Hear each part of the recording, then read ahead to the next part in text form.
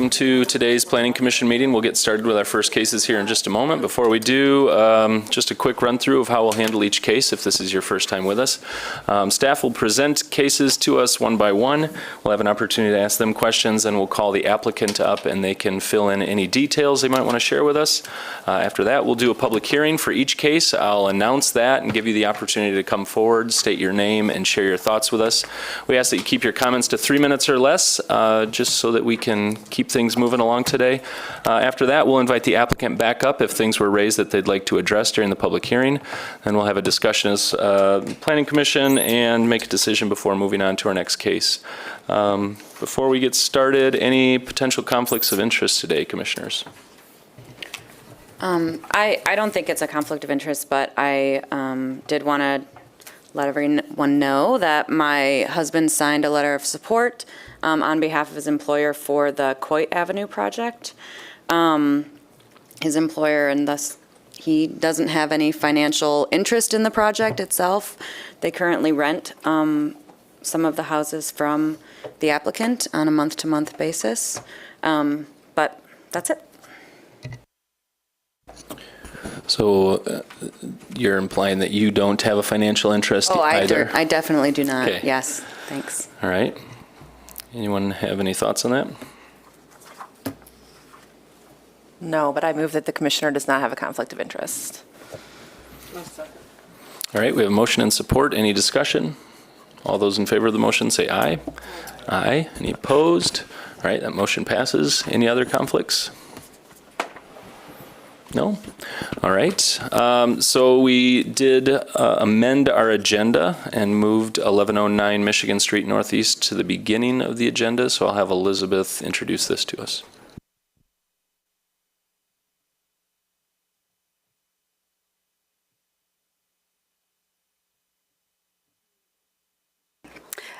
The applicant for 1109 Michigan Street, which is Agromed, they were before you on March 10th of 2022 for an amendment, site plan review amendment to their proposed cannabis facility. That is coming up for, it will be, the approval will be expiring soon, on March 10th. And so the applicant is asking for a 6-month extension. Now, as you know, they currently have another plan that's being considered by the Planning Commission. That one was an amendment to the special land use to eliminate a condition of approval that there be connection to Fuller Avenue. That is scheduled for consideration by the Planning Commission on March 9th. If the Planning Commission does extend this request today, which is the site plan review and the associated special land use that will be expiring on March 10th, they will withdraw that special land use request and will be going with the extension that they would be granted today. I hope that made some sense, and I'll defer to the applicant to explain their rationale for that. Hello, my name is Maxim Ermakov, and I'm a representative of Agromed LLC. Alan Green, who's our counsel, unfortunately was not able to attend today, so I'm here in his place to address any questions in relation to this request for an extension. He has circulated and sent a letter, which I believe everyone has seen and read, that pretty vividly and descriptively explains the situation at hand. If there's any specific questions, I'm happy to address those at this time.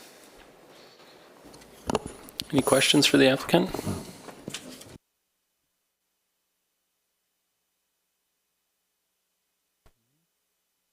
All right, thank you. Thank you. I don't believe we need to do a public hearing on this since it's an extension request, so any discussion, commissioners? All right, then we'll need a motion. I'll make a motion to approve the 6-month extension request. Support was Commissioner Shannon. All right, any discussion? All those in, go ahead. Did you want to just reference, because of the alignment with the ordinance and issues outside of the control of the applicant pursuant to the letter dated February 16th? I would. Second. All right, all those in favor of the motion, say aye. Aye. Any opposed? Okay, our next case is 628, 648 Coit Ave Northeast.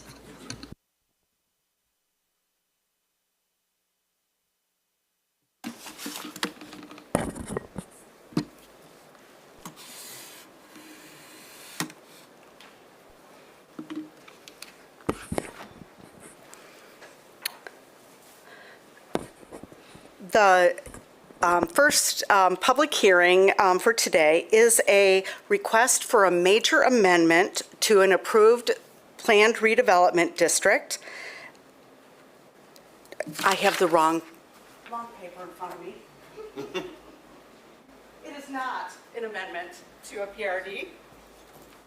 It is a new PRD. And this consists of a proposed three-story affordable multifamily apartment building with 52 dwelling units and 30 below-grade parking spaces.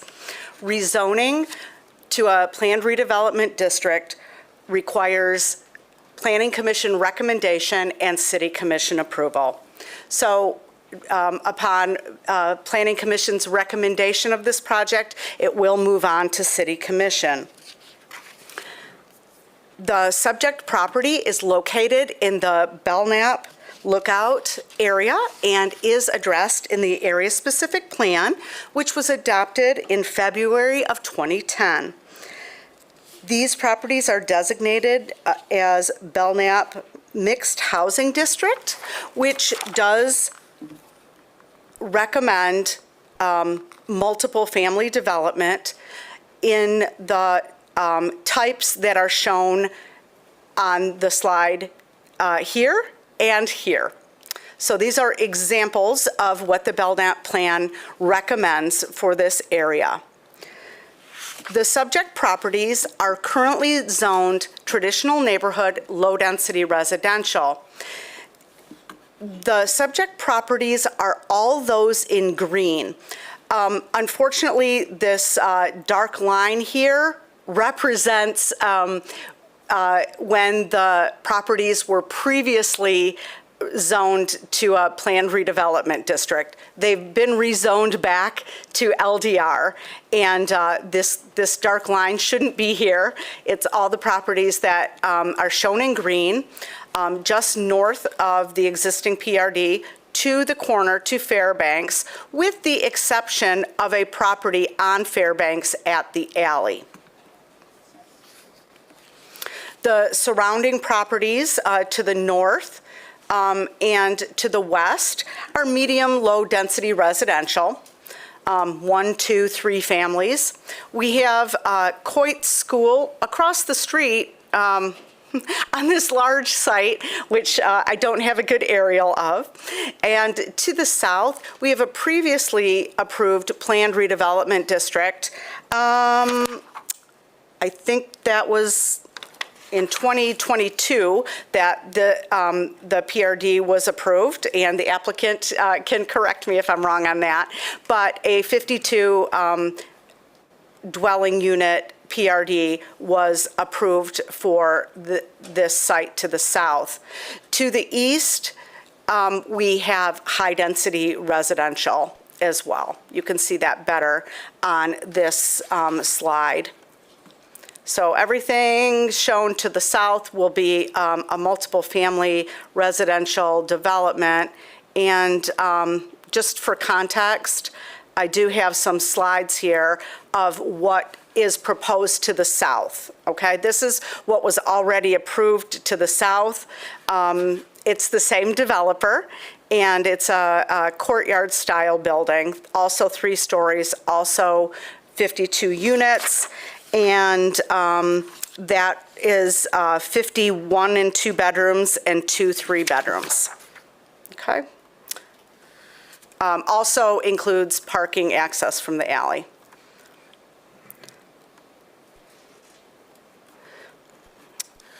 So the subject properties are together about a half, just a little over half an acre. And there is a grade change on this property. Coit is 10 to 15 feet higher than the alley, and that facilitates the tuck-under parking from the alley.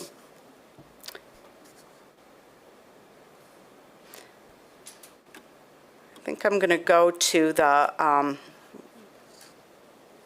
yeah, I think this is good. So this is a massing exhibit, but it shows you it shows you a little bit about the grade change and as well as what the building would look like. There are 52 units, 39 one- and two-bedroom units, 12 three-bedroom units, and 1 four-bedroom unit. There'll be 32 parking spaces accessed from the alley. And this exhibit shows you how the grade changes.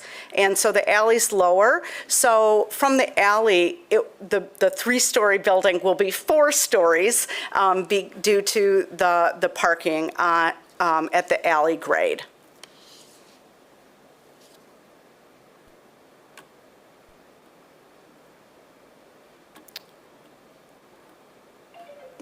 Here are some renderings. And I'll just go through those real quick, just so you can get an idea of what the building is intended to look like.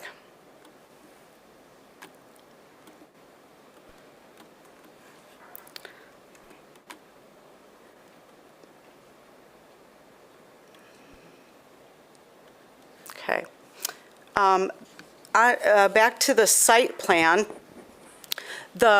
The building is intended to have an RBL or a setback along Coit consistent with the other building proposed along Coit, so that would be consistent. Along Fairbanks, the building's consistent with the home on Fairbanks. On that's going to be the south and east side. From those lot lines, setbacks of 5 feet are proposed.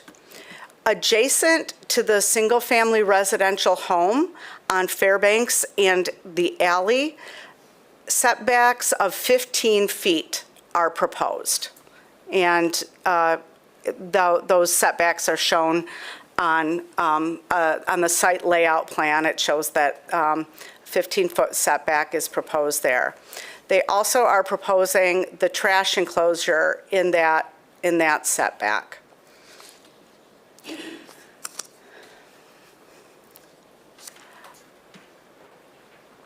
As you can see, this is the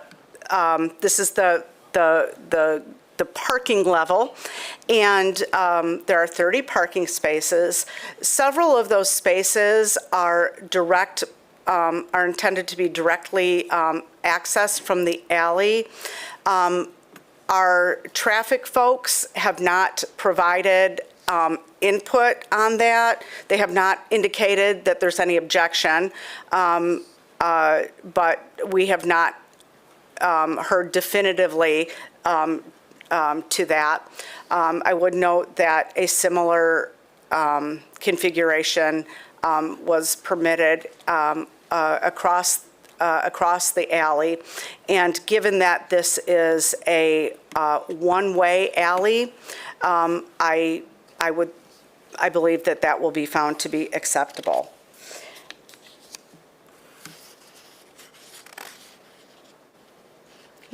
I want to correct myself. The applicant revised the plan to increase the number of parking spaces in the structure by 2. So there are 32 parking spaces. My apologies.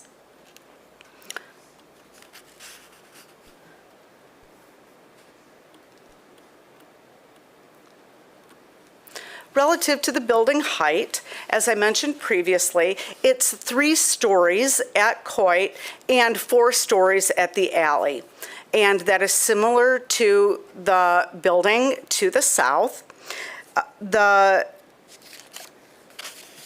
building will be approximately 39 feet to the midpoint of the roof, where at the 3-story portion, and approximately 53 feet to the midpoint of the roof at the alley. The materials are horizontal lap fiber cement siding with culture stone veneer base.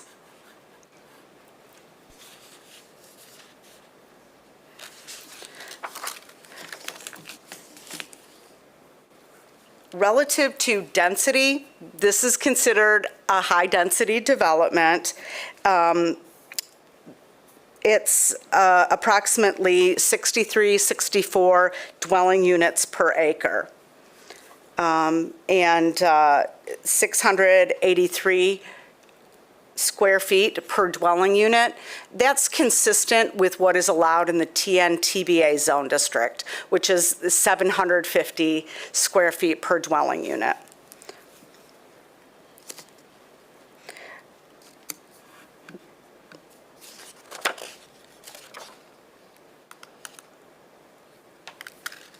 Going back to parking, there are 32 on-site spaces, and due to the closure of driveway curb cuts on Coit, a number of additional parking spaces will be created. The applicant estimates 13 parking spaces directly adjacent to the PRD.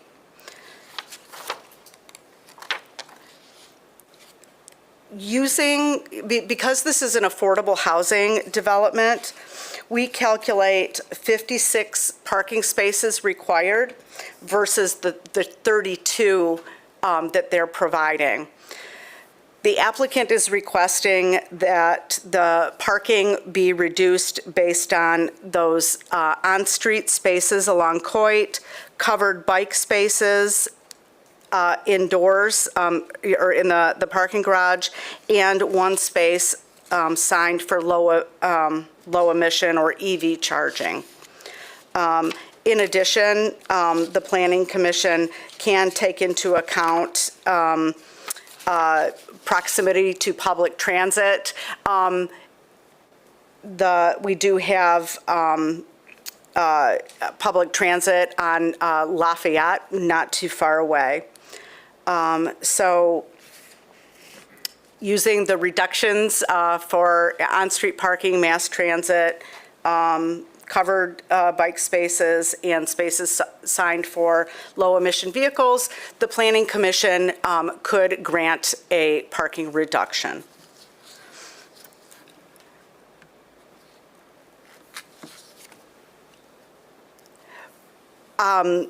When the applicant prepared for their approval of their development to the south, a trip generation analysis was required by our traffic systems engineers.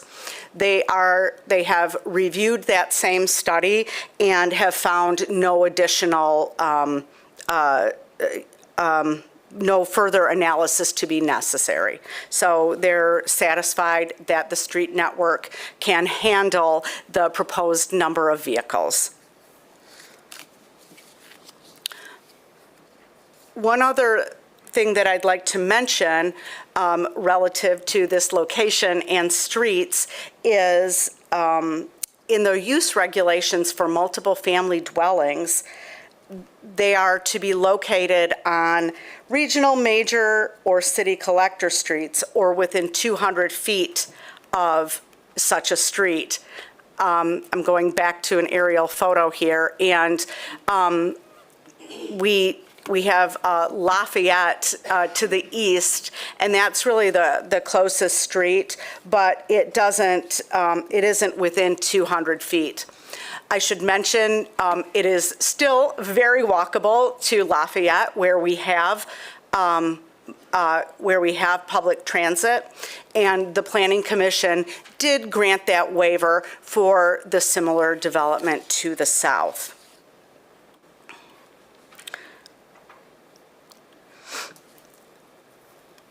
Relative to neighborhood engagement, the applicant did provide an overview of their engagement activities.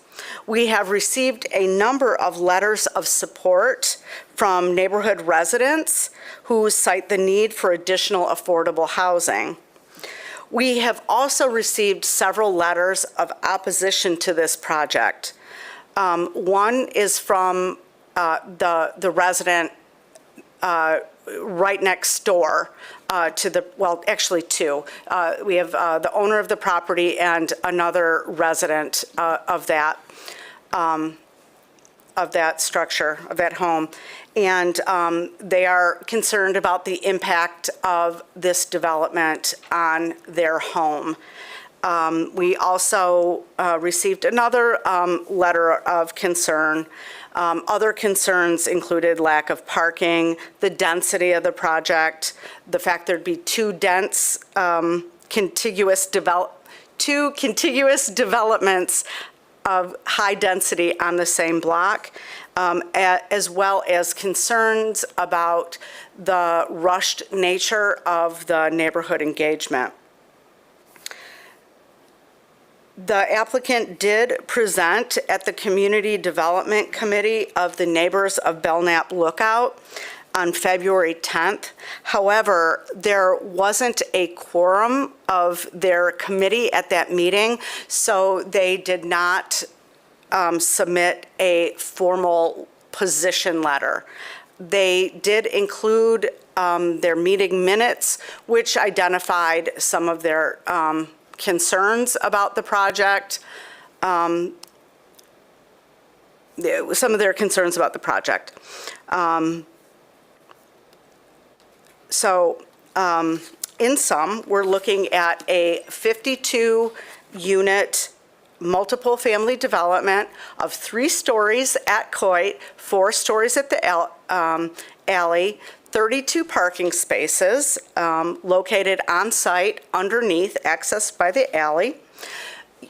We would encourage the Planning Commission to consider neighborhood concerns and supporting opinions that have been submitted, as well as anything provided today at the public hearing.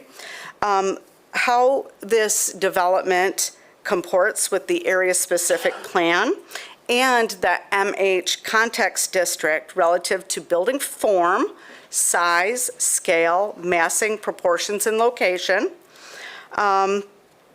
We'd also ask that you look at the building materials and whether you find those to be appropriate, scale and massing, the slope of the roof, and transition to other properties on the block, that meaning those across the street as well as the one next door. Did you have any questions for me before I turn it over to the applicant? Thanks, Elizabeth. Commissioners, any questions? Just one. Are the apartments accessible from the parking underneath the building? Yes, and I'll defer to the applicant to talk about, you know, that interior layout. Okay, thank you. Anything else? All right, thanks, Elizabeth. I'll invite the applicant up if they have other details they'd like to share with us.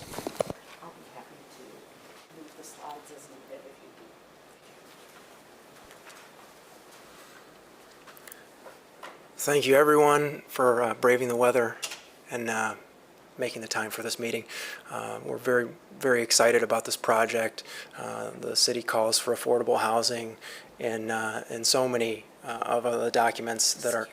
Just gonna bring that up so you can can stand up. Sure. So many of the documents that have been generated speak to the need. This project is one that is serendipitous.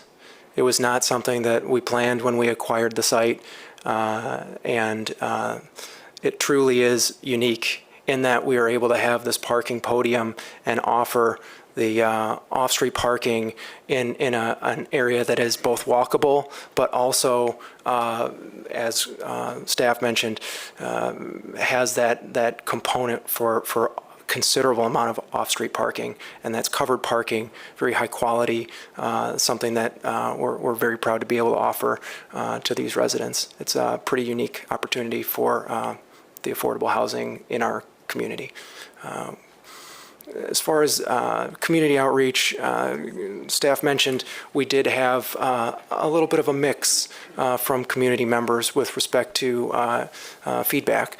And I'd like to point out the letter from the Belknap Neighborhood Association notes there were 6 board members in favor of our project, 3 opposed, and the system in place for the neighborhood to make a decision calls for unanimous. So even though the majority of the Neighborhood Association board were in support of the project, as identified in their meeting minutes, we were not able to have a unanimous decision.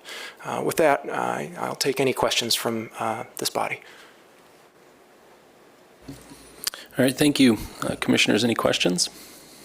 Yeah, I have a couple. So on the site plan, it says the front porches are 6 to 8 feet or 7 to 8 feet in some places. I just want to get some clarification on how deep those porches will be. And also, it looks like 2 of them might be directly accessible to a unit that's behind them, but then the other 2 might be more community-based. So I guess I want to know more about the functionality of those front porches versus just as an architectural feature.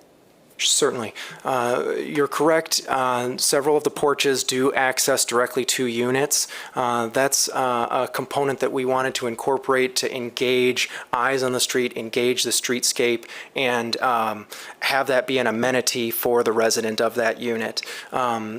In keeping with the consistency of the architectural style, the main entry to the building also has a covered porch area. I'm joined by the architect, Greg Metz here, who coincidentally generated the area-specific plan, so very in tune to the architectural fabric of the neighborhood. And so this component of having that porch is intentional to provide both an amenity to the residents and to have that aesthetic, to give it a more unique identity as a building and to engage the street.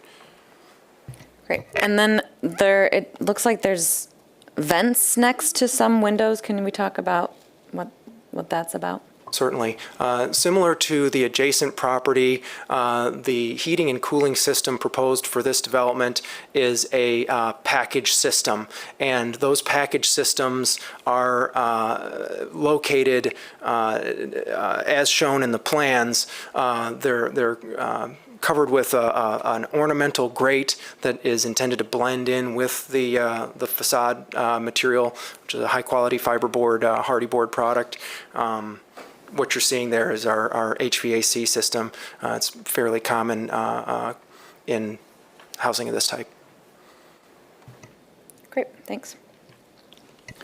You have some community support, but you also have some opposition here. Some of the opposition relates back to what Elizabeth had originally said, which was this like rushed or hurried community engagement approach. Can you speak a little bit to your efforts for outreach, please?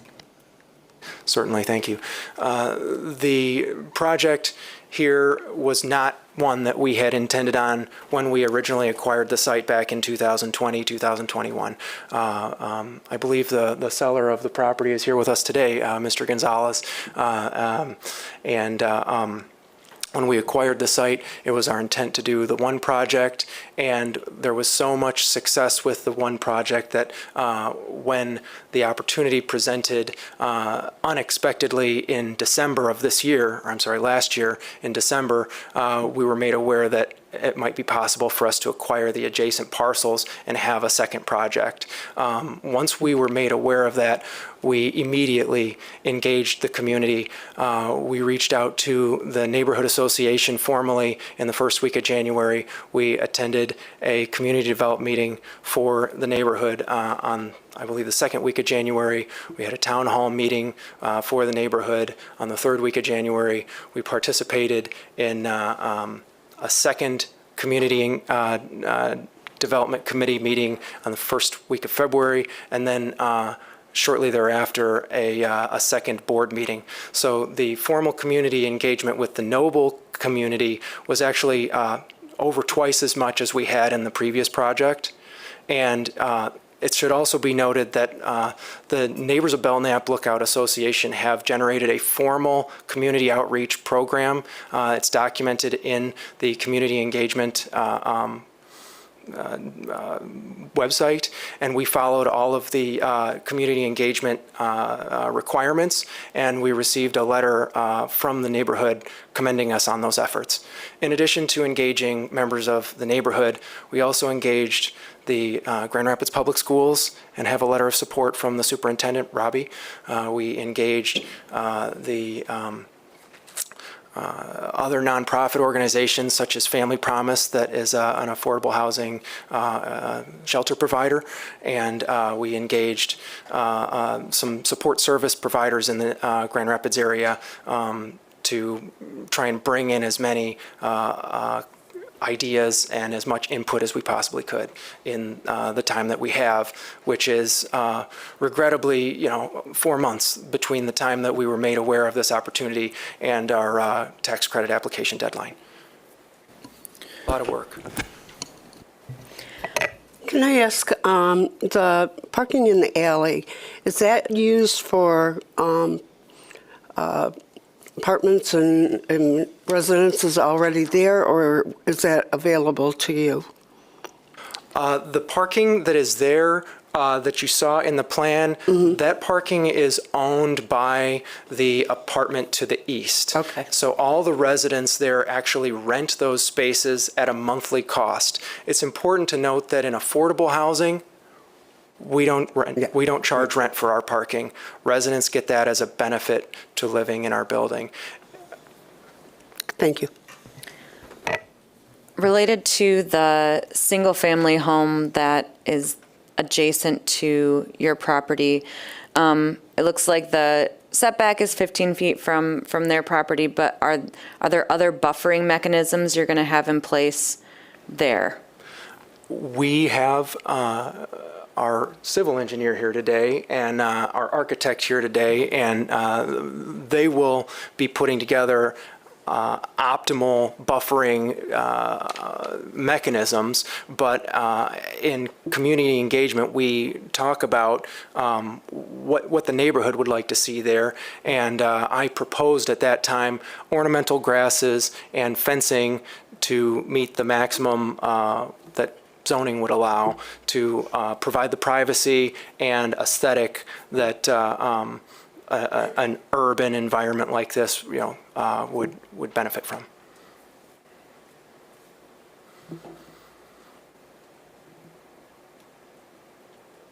I have a couple questions, but they might be directed at your architect. I'm not sure. My question is, which architectural character were you pulling from in the area-specific plan? I guess I'm a little curious at the choice for a pitched roof on a building of that scale. Sure. I'm Greg Metz, architect for the project. Kristen, so as Elizabeth's kind of scanning through there, some of these do have pitched roofs on them, and over the last 6, 7, 8 months, I've been walking through the neighborhood on Saturday mornings, just as my morning stroll, and kind of absorbing the community a little bit. And then when this project popped up, for me, doing a flat roof there seemed to be incongruous with the buildings that were surrounding the park. And because one thing that I noticed is that all the houses surrounding the park had pitched roofs. And so I felt that it was important that we maintain the consistency of that ring around the park by doing the pitched roof. Plus, I felt like the pitched roof brought the scale down a little bit more than a flat roof does, because I can lower the eave closer to the ground than I can on a flat roof parapet. So I was able to gain a few, probably 4 to 5 feet lower. From the sidewalk, it appears lower, which is important to me because it brings that scale down. So that was a big thing. So, and again, so from the ASP, it wasn't any one specific, because the photos there were more representative. But some of them, like I said, some of them did have pitched roofs, and so that's kind of where we got the idea from. And I just felt that it fit in kind of with the character of the neighborhood better on that corner. Because to me, this building relates more to the park, whereas the one we did to the south of it related more to the school. And so I wanted that one to be flatter roof, so it'd play off the school. I want this to play off the park. I want this to play off the houses that are around the park. So that was kind of the rationale behind it. Okay. I guess I would respectfully disagree that a building of that scale in a traditional neighborhood would have a pitched roof and of that slope as well. But that's for the Planning Commission's consideration as well, I suppose. The other is the proportions between the courtyard, if you will. It seems like in most courtyard-style buildings, we've got more of a 50-50 proportion, where I don't remember what the dimension is between the northern wing of the building, if you will, and then the courtyard just seems a little bit out of proportion, and I'm just wondering if you can speak to that. Yeah, it's a little design. tight. It's kind of like the old buildings, the old apartment buildings you see in Detroit and Chicago. They have a very tight courtyard, the center courtyard. That it's really similar to that. The difference is that those traditional apartments in Detroit and Chicago, that's actually the entry. So you're going down this canyon, whereas this is more just kind of a light well more than anything. It's not really meant for a courtyard where people hang out. People can obviously hang out there if they want, but it's more of a courtyard than an entry. Okay, and then my last interrogation for you is the materials. It's 3 floors of the white vinyl or white hardy board siding, Hardy pardon board, me? yes. And I'm just wondering whether there was consideration to change the material or the base. I think there was some really nice design elements that were utilized in the building to the south, or the development to the south, and I'm just wondering whether a masonry base would have been a better choice. Then the stone? Or are you talking about the first floor? I'm talking about the first floor fronting, the quoit frontage specifically. I was looking at that. The scale was getting a little odd. It felt really heavy by doing that much masonry. I'm not saying that given 4, 5, 6 weeks of studying, there might be a better balance there. The initial studies, it just felt odd to me. It didn't look like it belonged to the neighborhood. It looked a little suburban, like a little country clubbish. And I don't want to create that here. I want something that's similar, in the similar vein to what the other houses are in the neighborhood, and the houses that have been there for the last 80, 90 years. It's my own quirk. I don't want to do a country club. I don't want a suburban thing. So I think every time I saw it, I was looking at it with that eye, and I want to have more of an urban house, of an urban place. So that whether you agree or disagree with my analysis, that was my thought process. I'm okay if we have differing opinions on it. Well, that's why I like you, I'd because ask we the can. question, because when I look at it, it's a fairly large structure, and yet the elements like the porches and maybe, in my opinion, the roof and the other, it doesn't feel like it goes together very well architecturally with those elements. So you're the architect, so I thought I would ask you those questions to help me better understand those choices. Okay. Thank you. Yeah, I never would have got that. Can you talk a little bit about maybe what conversations you've had with the resident at 210 Fairbanks, or what you've done in addition to thinking about landscape buffering to hear their concerns and address them as best as possible? Certainly. 210 Fairbanks was present at our town hall style meeting. They expressed concern about proximity, And at that time, I suggested the possibility of a nice fence or ornamental grasses, and the resident, and they reiterated this in their letter, said they really don't have any suggestions, and they're not, at the time, they said that they were not open to putting any input or idea in front of us. They just really don't want us to do a project at this location. And that's the only interaction that we've had with that resident. However, it's my understanding that the neighborhood e-blast makes its way to all residents.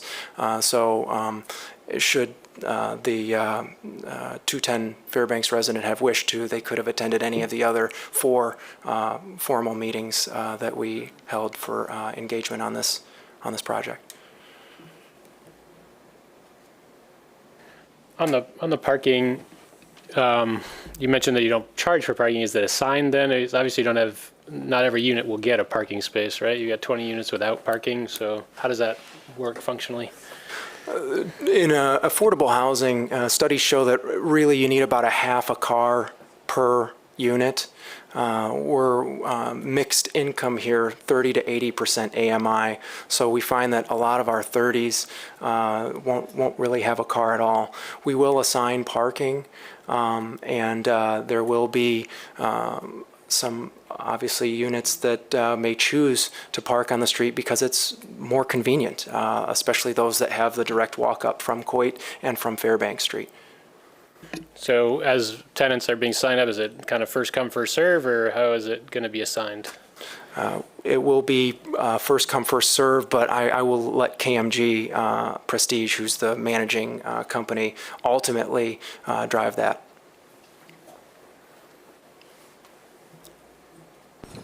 Any other questions at this time, commissioners? Okay, thanks. I'll have you take a seat.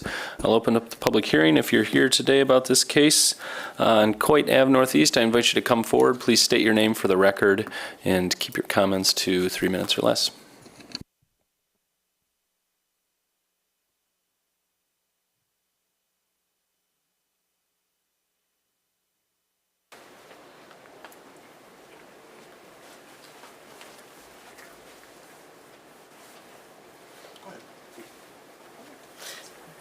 Good afternoon. My name is Eliana Bootson. I'm the Executive Director of Neighbors of Belknap Lookout. I apologize, I missed some of the introduction, so I don't know if there's anything else I should particularly address. I think you know we did not reach consent to support, so there is no official support from the neighborhood organization. However, of course, we had that extensive engagement as described, which still feels fast to several of my members. It's a new process we're still getting used to. I do have a correction.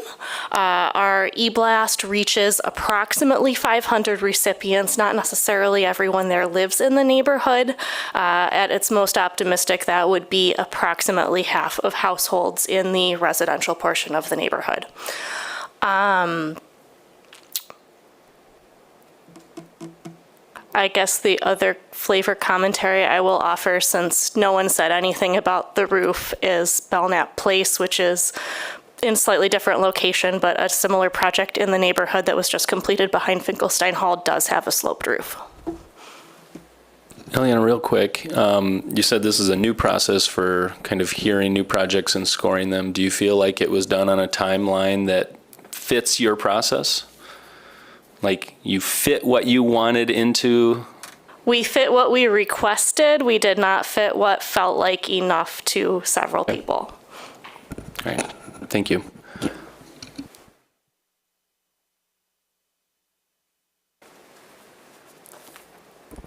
Hello. Okay, I'm the owner of 210 Fairbanks. My name is Bailey Tuzak. I'm a first-time homeowner. It's the little white house that's like sectioned off, the only portion that's not going to be like knocked over and constructed with these apartments. As Thomas said, I did attend the meeting that they held on the porch of 646 Coit. Expressed opposition to it and also confusion why no one approached me to potentially purchase my home, because if you look at the map, it's now going to be cornered in between 3 high-density complexes. When I bought it, it was only that existing apartment complex where like the parking shows on the alley. And there, I already still have to fight a bit for parking on the street from them, which is okay because it's only that one apartment. And it's a 4-bedroom, 2-bath house, but only 2 parking spots in the little driveway area. And so now with 3 high-density apartments, it's really going to overtake the area, and it's a one-way alley. So all the cars are going to have to drive right through there for parking. There's an entryway on the side, which it'll be easy to cut through from that side entry into the garage. And also they're placing the garbage can right next to my driveway, which not only isn't enough feet away per the ordinances that I've tried to learn about in the last few weeks on my own, but also just like as a human, that's really poopy, for lack of better words, to like corner me in here, knowing fair well that it's a single family home. Like, what do they expect for the next family that would move in here, or who would want to do so when, like, I moved in, you have this view of the Coit Park, and you don't really expect them to overtake you with multiple high-density apartments. And I did say at the meeting that, like, I'm not against the complex. I'm very much in support of this type of housing, just specifically not because it's going to severely affect my well-being, my feeling of safety. It's just me as the homeowner. I'm not super scary looking, scary acting, and now it's going to add hundreds of people between those 2 apartments, as well as parking on Fairbanks. As he just said, it's sometimes easier just to park right on the street. That's where my roommate's car goes, where my car goes sometimes. This is my first time speaking, so I'm probably going like off script, but I love Grand Rapids. I work from home, so it's a 4-bed house. The 1 bedroom is now my like office where I do sales all day, and I work in community building for an AI company. I work in bettering communities every day, and to see my community want this pushed without like any regard for my well-being is like, again, kind of poopy. I hate using that word, but I would typically swear. So just, yeah, I mean, it's going, like, just sucks. And I would be open to talking about, like, working, like, literally, I can't get stuck there. I got a great interest rate. That's all I looked into with housing. I didn't know homeowning would be like this. It's kind of cool to learn about, but also, again, poopy. Thank you. All right, thank you. Yeah. Anyone else?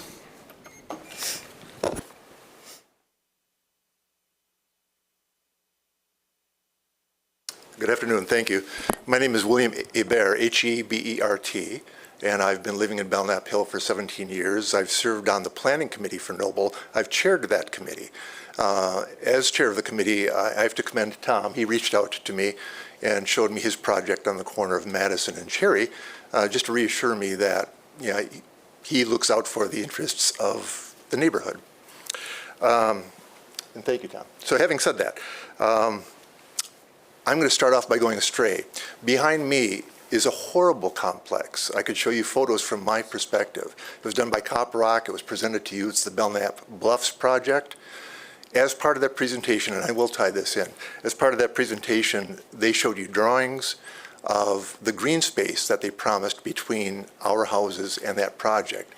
I can show you photos on my phone. I've submitted it to this committee before. They only have 5 feet 9 inches between the property line and the back of these monstrous vinyl-sided projects. No green space was delivered.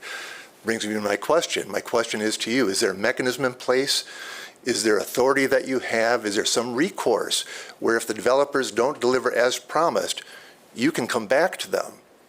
Okay, I tied into this project because I voted for the project that Tom has going on now. I voted for it. The committee did not approve it. You went around the committee and the board to appeal to you. You approved the project. It's close to closure. I'm questioning if the setback is what he promised. One of the reasons I voted for it was he promised to tie in the brick to reflect what was happening across the street, Coit School. He wanted to match the nature of that. That won me over. The more recent drawings, as you see, are red and black brick, much more institutional looking. And again, what I consider to be a betrayal of what he at least presented to me. To be honest, I don't know what he presented to you. I want to commend you for mentioning aesthetics. It warmed my heart. If we were a week earlier, I'd send you a Valentine. Aesthetics count. I have never seen on this committee where you take aesthetics into account. It's hard to measure aesthetics, I get that. but I work as a full-time architectural photographer. I've been doing so for decades. I know what good taste is. People hire me for my taste. This does not reflect the nature of our neighborhood. I recognize the need for the density, low-income housing, I get all that, but this is our welcome mat. It's Coit Street. The bridge across the highway is Coit. This is the people's first impression of our neighborhood, and not to use a slippery slope, but at the same time, I think it applies here. It does determine the character of the neighborhood. We were promised residential next to this project. I expect them to deliver on that, which means negating this project. Thank you.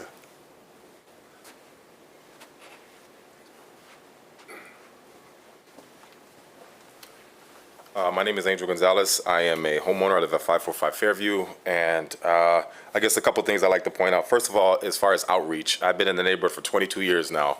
I've been a part of every development project that has come our way and vetted those projects. And there was no outreach. I found out about this a week ago. That's not the way we do things, which I think is needless to say. As far as the developers go, what we have happening now, I think, is what we feared. We had developers who said one thing and are now doing another. I don't think that's the way we do things either. I know Tom personally. He said he mentioned me. I did sell him the property initially. I did get behind the initial project. But he's being disingenuous when he says that they didn't have plans for the property that they're now proposing these plans for. It's not very honest, and I think that's an issue. We're sick and tired of doing business this way. I think that our city leaders, you guys, our city commission, we expect you guys to hold people to account. When they say something, they need to do it. And aesthetics matter, plans matter. What you're proposing now, and with all respect to Mr. Metz, I'm not sure what neighborhood he observed, but this building is not our neighborhood. It's not our neighborhood in any way, shape, or form. I think it would be a great detriment to our neighborhood for you guys to allow this to proceed. And some of you know me, some of you don't. I see a lot of new faces. But I've been an advocate for development, but I'm an advocate for good development. I'm an advocate for development that people feel connected to, that when they see it, they feel it, and it feels good to them. This is not that. I wouldn't build that in Allendale, and that's saying something. We have denied projects in our neighborhood over the years, the past 15, 17 years. They were much nicer looking than this, and we denied them because we didn't think that they met the aesthetics, we didn't think they met the ideals that we establish as a neighborhood. If you go to our area specific plan, this is not about affordable housing. We all understand the necessity for affordable housing, and we can get behind affordable housing. But this doesn't honor those ideals. Parking, I'd like to mention that briefly. I think that a great standard is a 1.5 parking spaces per unit to unit ratio. We don't have that. If we had that as a standard that was being upheld consistently by the planning department, the premise of this conversation would have shifted. The initial building that was built would have been vastly different to that because they would have had to have backed into that development proposal, and it would have automatically allocated a certain number of units that would not have been that, and the conversation today would be vastly different as well. I think there's a lot of other people who would oppose this project, but they didn't hear about the project. I was in Florida, got an email and said, hey, Angel, what do you think about this? And I was assuming that we would have time to go to the neighborhood and we would have time to vet this project adequately. I'm asking you guys to send it back, deny the project, allow the community and those who are not in favor of this to reconsider this project again in the proper manner. It doesn't do what we needed to do as a community at all. Thanks, Angel.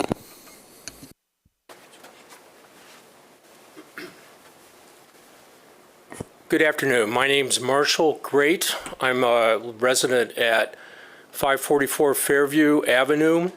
I've lived in this neighborhood since 2015. I'm on the Neighborhood Noble Board. I want to echo the sentiments that have been expressed by my neighbors, and I will tell you from my perspective, the Noble Board was ambushed by this project. The developer came to us in January, did not tell us his timeline, gave the impression that this was a slow walk to get consensus from the neighbors. And at our meeting in February this month, the first I found out it was on our agenda is when I got a message from a member of the development committee saying that it came up for their approval. They did not approve it. They didn't have a majority. And that's the first I heard the night of our meeting of the Noble Board. There was nothing in our packets about this, and suddenly we're in a emergency situation. We got to approve it. He did not get approval from the Noble Board. Some of the concerns I think have already been expressed. Have intense concern about the parking. Another 52 units on this block. Only 30 parking spaces. I know supposedly you found 2 more, but essentially you're putting 20 people on the street that want to have an automobile. Now, I am absolutely in favor of developers curtailing parking spaces, particularly in our neighborhood. But I think a 1-to-1 ratio is a fair ratio. Second issue, this totally destroys Coit Block in terms of our area-specific plan. It goes essentially almost 100%, not quite, to apartment block housing. That really is contrary to the nature of the neighborhood.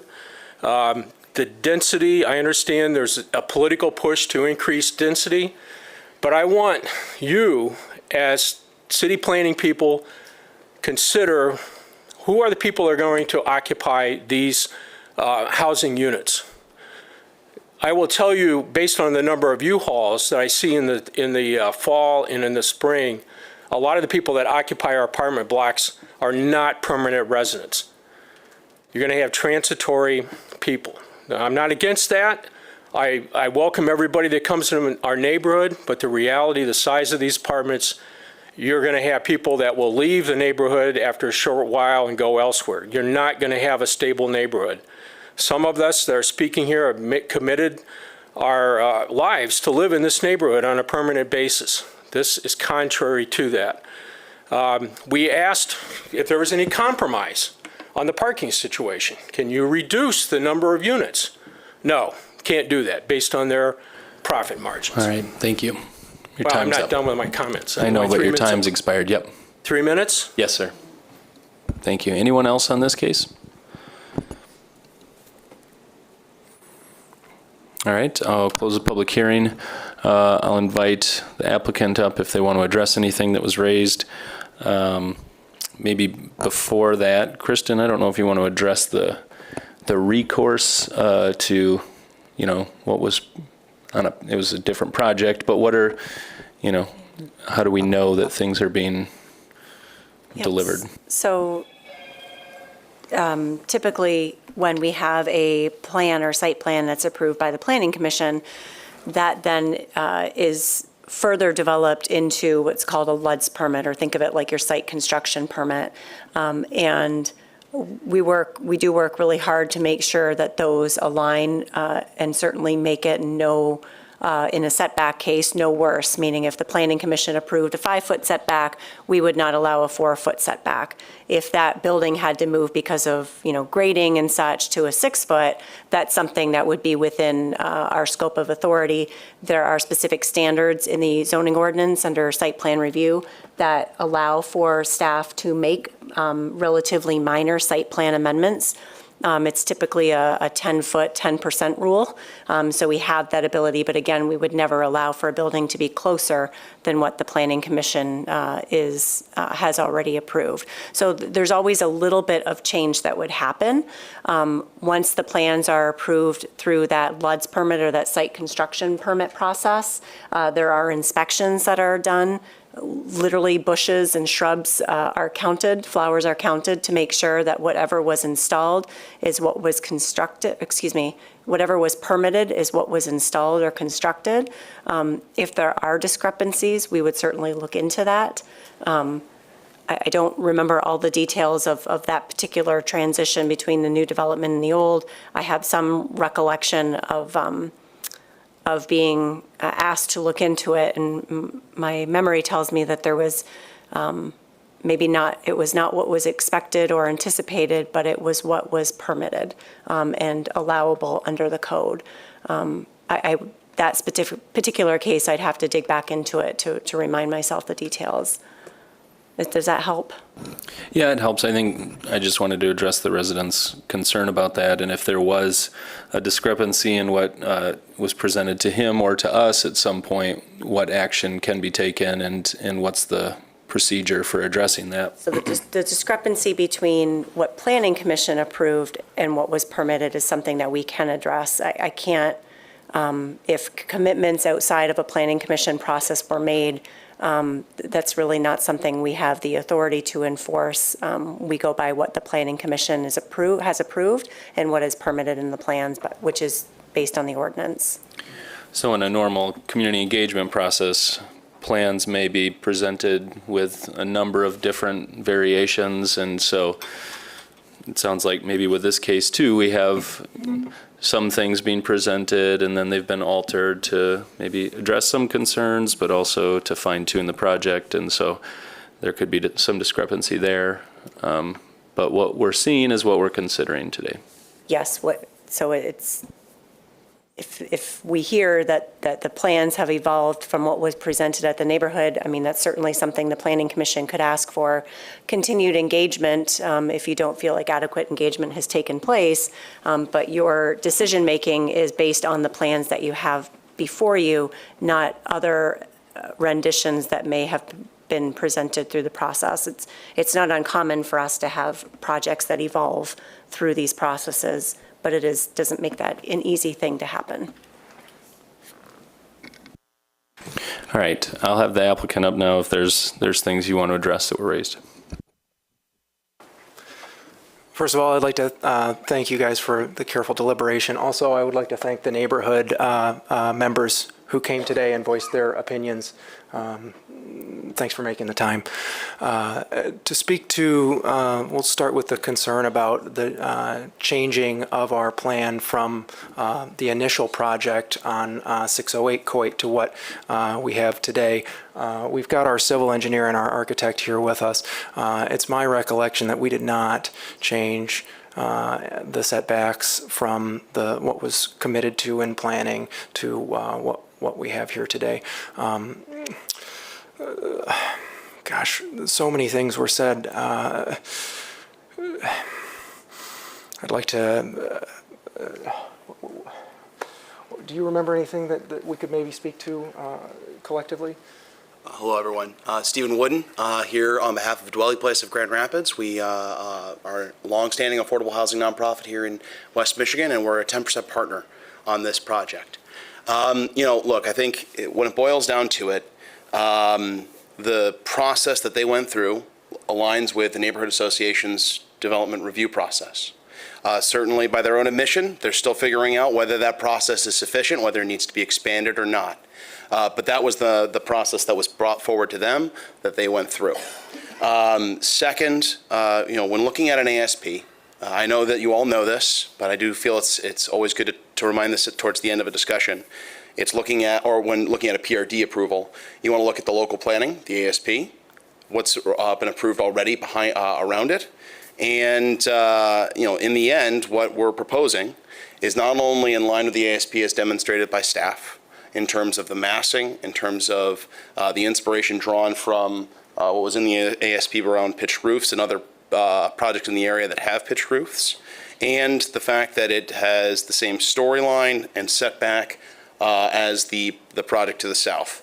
And moreover, at least, while certainly this is a subjective point of view, I've also been told and have witnessed people suggest that having blocks be more alike in their massing actually improves that block. So if there's already one approved at 3 stories with that setback, having that continue along the block may only improve the aesthetic. So that there's a degree of they complement each other. In the end, the developer has gone through the provided process that the Neighborhood Association has created. Certainly, there's always desire to continue ongoing engagement so that we can be good neighbors. And in the end, a lot of folks have talked about this. There is a need for additional housing and additional affordable housing in this community, and that's not frankly a political issue or political pressure. It's economic. The housing needs assessment that was released showed we need upwards of more than 10,000 new housing units in the city of Grand Rapids to meet demands. And if we do not accommodate that, that's only going to apply upward pressures on housing costs across the board, especially those who need affordable housing like this, like what we're proposing. One other thing I'd like to address, when speaking about transient populations, this affordable housing is not suitable for the type of folks that move in the spring and move out in the fall. We are not allowed to rent to full-time students. This housing is for permanent residents with no less than 12-month leases, and we follow the fair housing guidelines, and we have an affirmative marketing plan to make sure that we meet all the guidelines set forth by MSHDA and the other affordable housing rules and regulations that are set forth to ensure that we do have residents who are a permanent fixture in the neighborhood. Could you address the comment from the homeowner related to consideration of purchasing that property to make the block complete?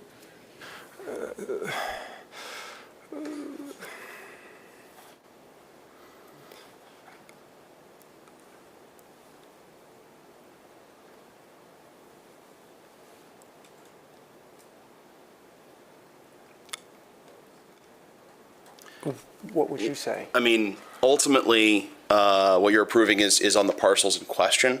And while certainly one could discuss how having a one single-family home surrounded by what's being proposed and whether that, how it affects that one parcel should determine the direction of the rest of the building, is certainly up to the Planning Commission's forethought.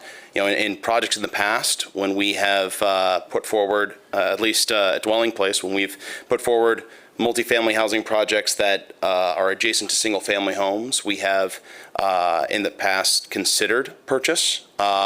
It's never come to fruition, usually because we've not been able to come to an agreement on price. But when we have, it's usually been for either 2 times SEV or appraised value. You know, and ultimately, what you're looking at here is tied to this property exclusively, and it's the commission's ultimate decision as whether or not that single property should affect the zoning consideration of the other parcels. Thank you. Well, I think that's what she's asking and would like an answer for. Sure. One other thing, when we're dealing with affordable housing, a major consideration is the actual cost of building the properties, and a huge contributor is the cost of the land that the building sits upon. This project, like all affordable housing projects, has to compete for tax credits statewide. It's very competitive, and the addition of several $100,000 very valuable and beautiful home to the site would not be feasible under the current, under the current design that's proposed. I think, though, Mr. Hooker, you can supplement here if you'd like. You know, I understand the question, but I think we want to make sure that we keep it in context with how this project relates to the pattern of development of that block, not necessarily focus on why wasn't the owner approached for a purchase. That's really a civil matter and a private transaction. So I can appreciate how that's a complicated separation, but you know, if the Planning Commission is concerned about the scale and the massing of this property, of this development as it relates to the adjacency of smaller scale buildings, and the setbacks, that's within the Planning Commission's purview. But I prefer us to stay away from the discussion about a sale or the approach, which I think is what you were getting at. I just want to make sure we're a little bit careful there. I think my concern, and you're right, that's a private matter. But given the amassing of this whole block, and you have one single resident, why in your community engagement you wouldn't, you know, it's not like having to reach out to 10 individual homeowners, it was one, to talk about what was going on. So that's just my observation, and also a concern in the part of the community outreach. Certainly, and as I mentioned, and the neighbor mentioned, we did speak in part of our community engagement and learned of her concerns. So we certainly will do everything that we can to address those in terms of privacy shielding, ornamentation, to really make this as favorable of a situation for everybody as possible.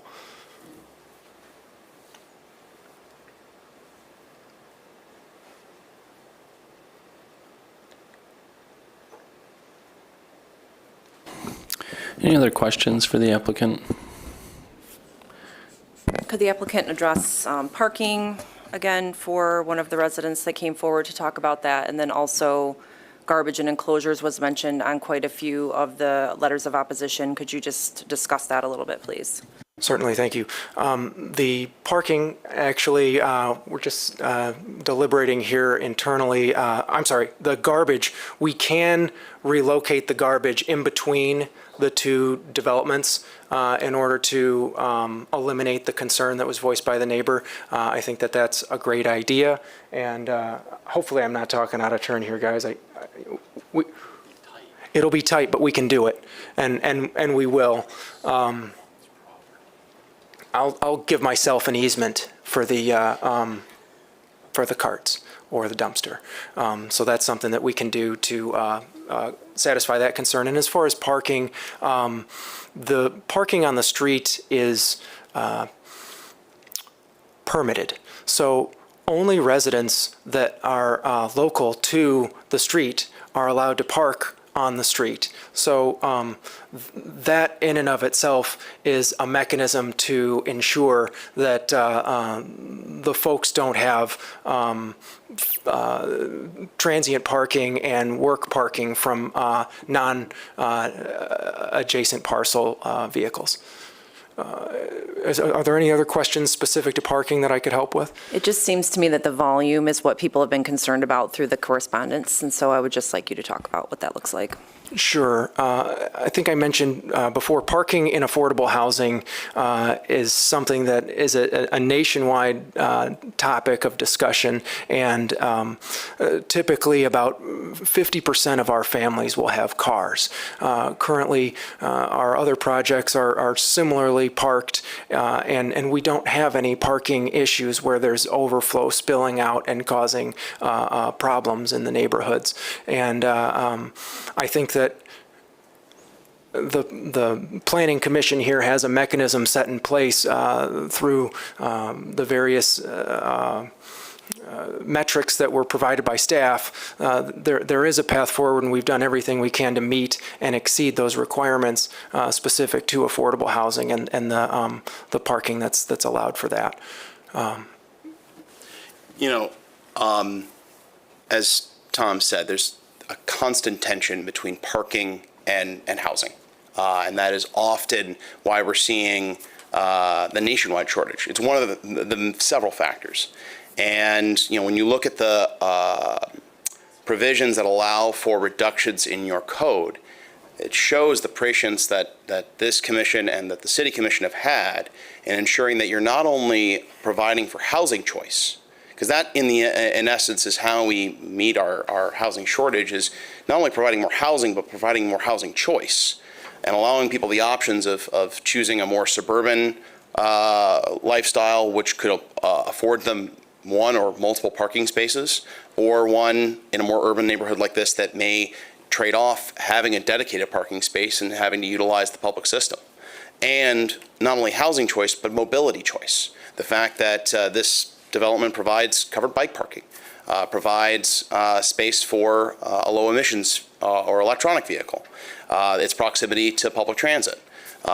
In the end, this city has, for time and again, supported housing choice and supported mobility choice, and that's why you have the provisions in your code allowing those reductions. Certainly that doesn't mean that folks are going to voice concerns time and again, and I understand the tension that comes with that change, but I would defer to the rationale for why those reductions are in the code in the first place. Well, even meeting those and giving the credit for all that, you're still deficient. So that's what we're getting to, really. I thought it said it was 20. Yeah. Before the reductions. Okay.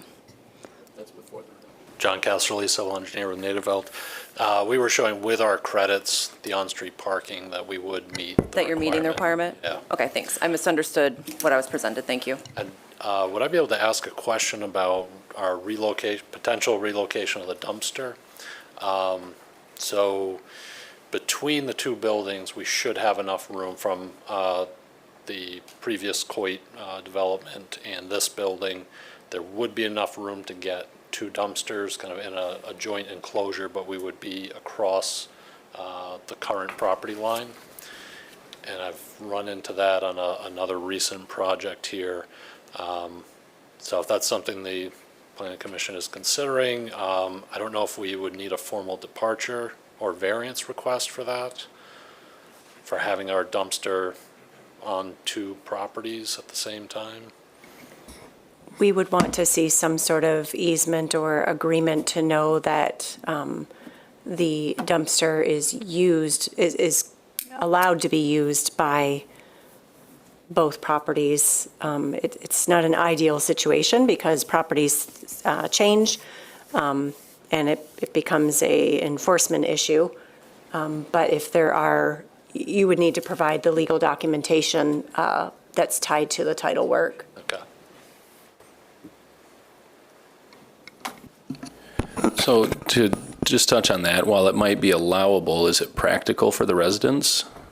If a dumpster enclosure is in between the adjacent apartment building, is that something that's accessible for folks that actually live here, or are they going to struggle to know where to put things? So it may be a slightly longer walk, looking at where the elevator comes down. But I think you would kind of become quickly familiar with where you got to bring your trash. So the other apartment building has dumpsters on, I think, both sides, or both those corners on the alley. Actually, I think we eliminated. Did we? We eliminated the south enclosure, or the north enclosure. We only have one on the south. So we got plenty of room up there then. So it would only be for this development, which would extend onto the other property. Potentially a property line adjustment, if that's less complicated than easements? No? Okay. Ignore that then. Yeah, no, that's not, you'd have to amend the PRDs to do the lot line adjustments. We don't want to do that. No. And I don't think MISTA looks favorably upon changing You got into the legal different descriptions, so. density counts and all that, so. I have a question on the elevations relative to the home that remains on Fairbanks. And because the slope is so great there, it's hard to tell. How high is the building actually above the street at the corner nearest the home on Fairbanks?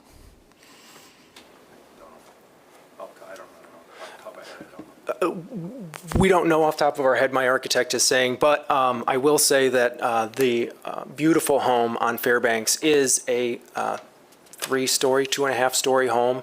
So it's a good tall one. 4 stories at least. Could you give an, I wish it was 3 stories, but it's 2.5, right? Because 2.5 is a 2-story with an attic peaked roof. okay, so you want to leave us unclear on how tall the building is at that point? Can you pull up the elevation?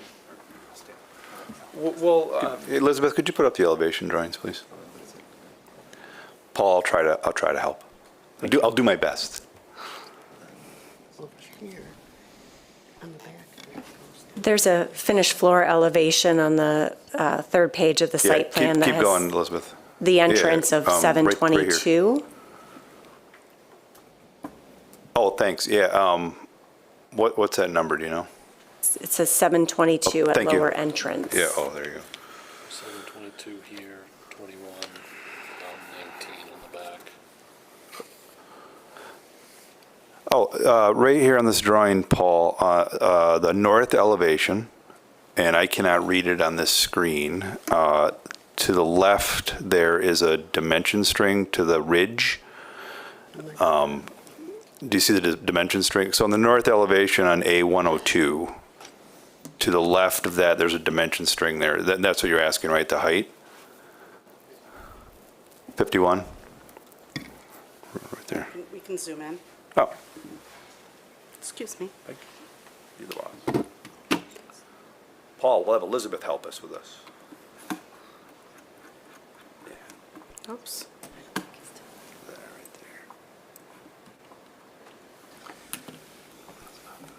That's 51. Is this the, yeah.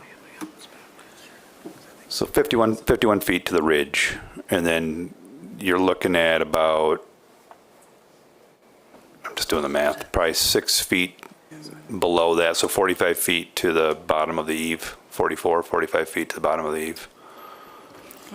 But the house is over by where the dumpster enclosure is shown, correct? Correct, yes. Which is quite a bit lower than the bottom of the entry that's shown in the middle of this elevation. I honestly, I don't know the elevation of the house. So the house next door is not as low as the dumpster, so it's somewhere in between, so maybe add a couple feet. It's double the height. I used to own that house. Yeah.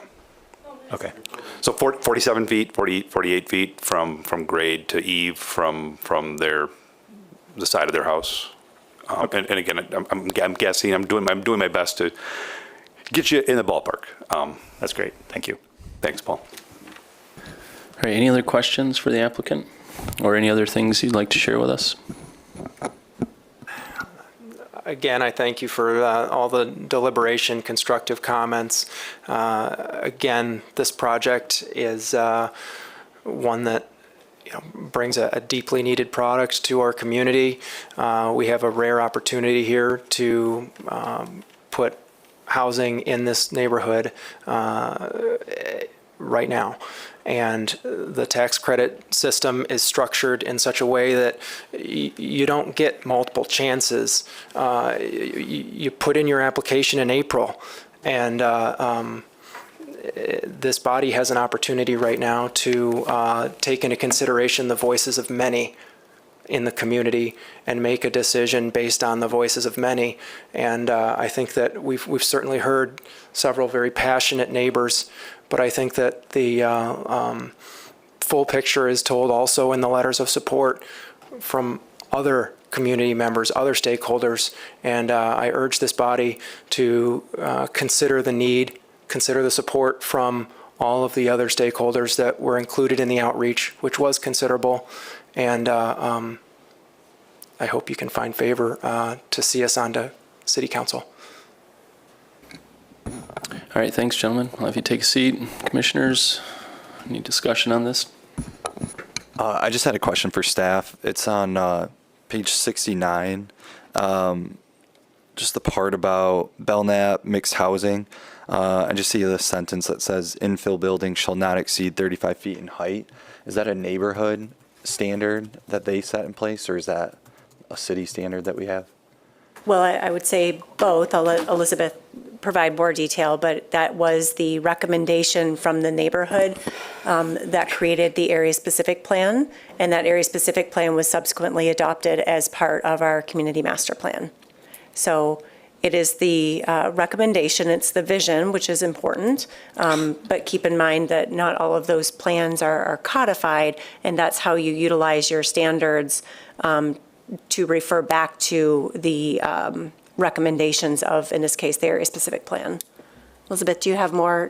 No, I would agree with what you were, I was going to go to that page in the presentation, but I don't have it in the presentation. But yes, that's an excerpt from the area-specific plan, which is a recommendation. I think it's also important to know that's the Belmont TR district, which this is not a part of. This is the MH multifamily.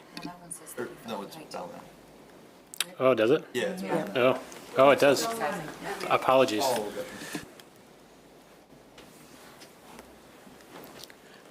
I guess the only other comment I would have on that is I don't know if I'd consider this infill. I think of infill as more like maybe one or two properties, not a chunk of them, and I think that's why this is a PRD, so maybe a special consideration. I have, when I first saw the drawing, I was and I don't care about pitch roofs. I think actually it's attractive, and I liked the reasoning, but the presence on Coit feels very suburban with the small front porches and like suburban apartments that I see. What I remember when we reviewed the one to the south, what I liked was the courtyard feeling and a feeling of a community where there was some gathering. And I know that there's a park across the street, but in front of your own place, you bring your little kids out to play, you gather with other people. I don't feel that sense here at all. And I actually think the small indentation, I don't know, looks kind of out of place. It like doesn't go all the way through, and it doesn't have a sense of purpose. So that is a concern for me. The mass just seems very large. I think we on the Planning Commission are all keenly aware of the need for affordable housing, and I don't hear people in the neighborhood disagreeing with that. The NIMBY, not in my backyard, for affordable housing, I have not heard voiced from the neighborhood, but I do feel that the mass of it and the lack of community space, and I understand your timeline, but I don't think rushing something, the need for something isn't a reason to rush it through without more consideration. Yeah. To go back to something that was said during public comment, I guess I just want to say on the record that we can't consider who is occupying the housing. We can't consider whether it's rental or owner occupied. That is not something that we as a body can factor into our reasoning for approving or not approving something. With that said, I do share some of Kristen's reservations related to the aesthetics of this building. I feel like the roof is either not pitched enough or not flat enough. It just feels like this weird in-between space compared to what is pointed to as examples in the ASP and what is in the neighborhood already. So that the aesthetics are concerning to me. I also would want the porches to be as deep and big as possible to actually make them usable. I think the courtyard is too narrow. I mean, the applicants themselves said that it's just for like light, and if there aren't porches into that courtyard, that could become a place where people hide, it could become a safety issue. Not because of the people that live there, but just because of the architectural choices that are being made. Like that particular narrow embankment wouldn't always have the eyes on the street, What else? I'm not, to be honest, super concerned about the parking. I think that the argument that not everybody in this complex would need or choose to have a car or be able to have a car is valid. I think that it is a great walkable neighborhood, and access to transit, all of those considerations for giving it a waiver, I'm on board with. I appreciate, Kristen, what you said about the purchase of the property is civil, and you were right that my real concern is the fact that we have this island single-family home where the rest of the block is being developed into multifamily, and how out of place and strange that massing is. I also appreciated the consideration of the grade and how that makes this building even bigger against that single-family home. So I do have some concerns about the site plan and design itself.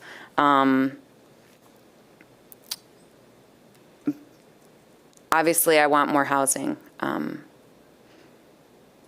yeah, those are my concerns.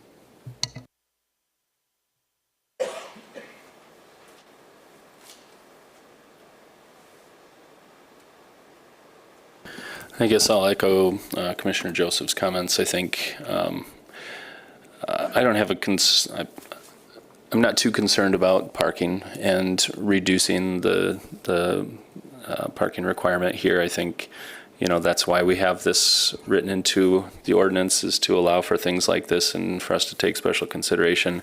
I don't mind the use or the density for multifamily housing here. I think it's appropriate considering the proximity to parks, schools, downtown. I do, we actually talked about this a little bit before, but this is a very engaged community in the development of the neighborhood, and it has been for many years. I think long before many other neighborhoods got interested in what was being developed in their communities, Belknap was leading the way and has continued to be really engaged in that process. And what Mr. Gonzalez said about this isn't how we do things. I mean, I've seen Angel come here before and, say something completely different because of the engagement process, or because even if he didn't feel like he was engaged with, he liked the project, and that's not what we heard today. And I'm not just weighing his comments, but everybody's. I think, what we have here, unfortunately, is a timeline for funding that's a good thing, but bumping up against the ability for something to be completely vetted. And as Kristen mentioned, things evolve over time as more conversations happen. And I'm not sure that there's been time for things to fully evolve here to make the best project possible. And so I do have concerns about that because I want to see multifamily here in the future. I just don't know that what we have here is the best that we can feel really comfortable recommending in the city. I think it's important to note that the timeline is constantly repeating itself, right? So there's another opportunity in another several months to resubmit if this would not be the right time. It's not as if this is the only time to submit this. Yeah, echoing the same thing that you guys are saying. I just want to respect the community's input and just wanting to see more time to kind of vet the project and have that engagement with the community some more. Parking isn't as big of a concern. That's been brought up by everyone here. That isn't as much of a concern to me just because of the walkability to everything, but just the community input from everyone and taking the time to hear from everyone within the community and get that full support by the neighborhood. That's something that I would like to see before recommending something to move on to the commission.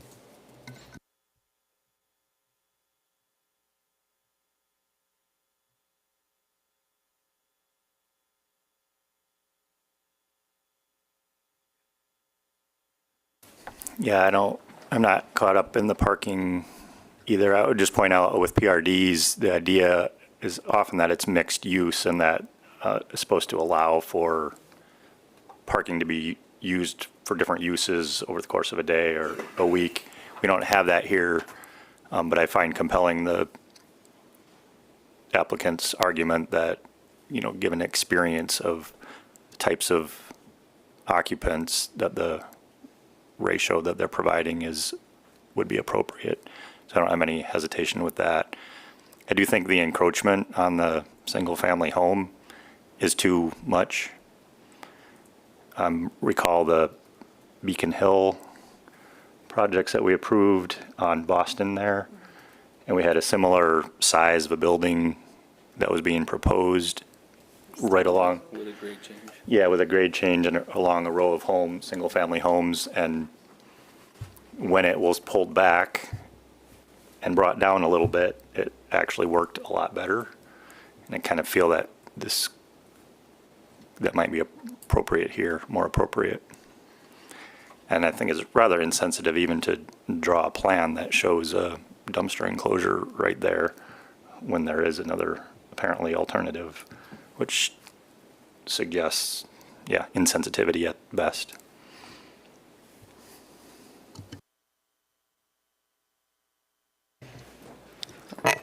All of this suggests to me, based on what I'm hearing, that we think the use is appropriate, the parking waiver is appropriate, but but that the site plan, design, and community engagement needs more time.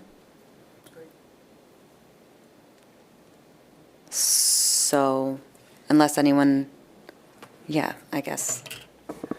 Yeah, you could do a motion to table the request open so that we would renotice the case when and if it comes back before the Planning Commission. And I think Commissioner Joseph, you just laid out several reasons why you might be inclined to table. And then they would have the ability to go back and work with both staff and the neighborhood on modifying the site, the plans to address those concerns that the Planning Commission had. Yeah, I wouldn't want to reject it outright, I don't feel like. Yeah, I agreed. Just hearing from the public, it sounds like just the aesthetics was the biggest thing that they were concerned about. So, yeah, I'd table it. Scaling and setbacks too. I mean, and just how it relates. Give more time to do that buffering as well on the landscape plan. Yeah, I would make a motion to table this open so the applicant has more time to work on the site plan, community engagement. What was the other thing I said? There were 3 things, didn't I? Architectural design. Sure. Thank you. Support. All right, we have a motion and support. Any discussion on that? All those in favor of the motion say aye. Aye. Aye. Any opposed? All right, that motion passes. Thank you.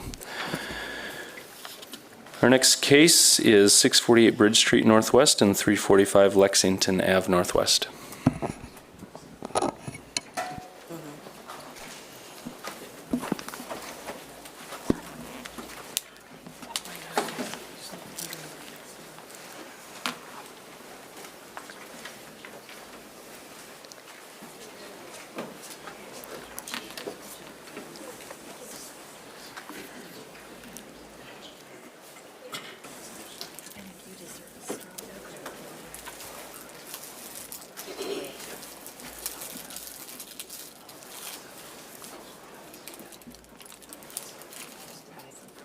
The next case for consideration is 648 Bridge Street and 345 Lexington Avenue Northwest. The request is to establish a bar and restaurant with a permanent, partially enclosed food truck court and indoor and outdoor seating with alcohol service. A parking waiver is also requested. The site is located the corner of Bridge and Gold. It is surrounded by, it's in the TCC zone district. It is TCC to the north and to the east. To the south and west, there's TBA and low-density residential. There are several establishments, bars, and restaurants in the TCC zone district nearby this site. Across the street, there's an urban open space. And most of the residential properties are behind the parking lot, like south and west of where the parking lot is. So the most intense part of this portion of the use would be closer to the other uses of the same type. The master plan in the west side area specific plan identifies this site as a village center. That includes building designs and a mix of uses that engage and promote street life.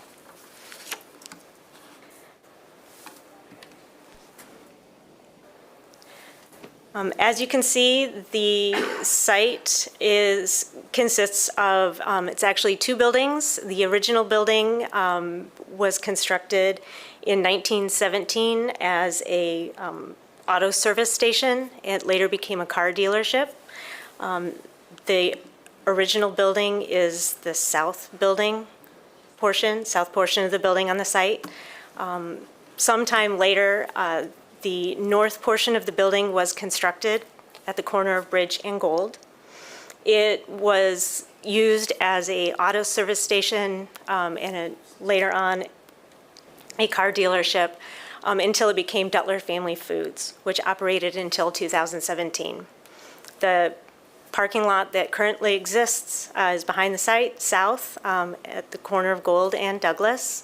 And the small site that is Lexington is also used for parking and provides egress, ingress from Lexington Avenue about mid-block.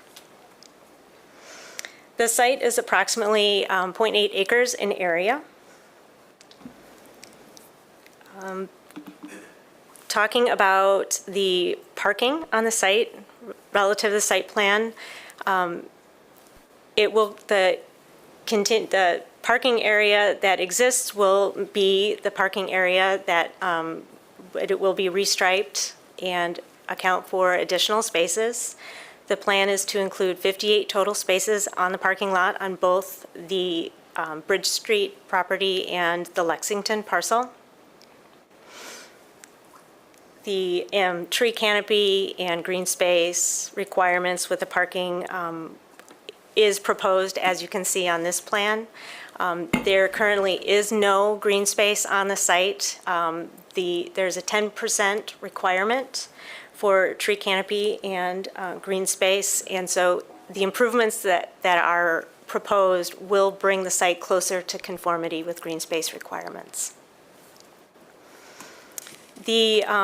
Considering parking, the parking calculation is based on the building occupancy, based on what the building code says the building may potentially occupy, the people that can occupy the building. For the building occupancy of 398 people, 67 parking spaces would be required. This is based on the calculation for a half space for every 3 people.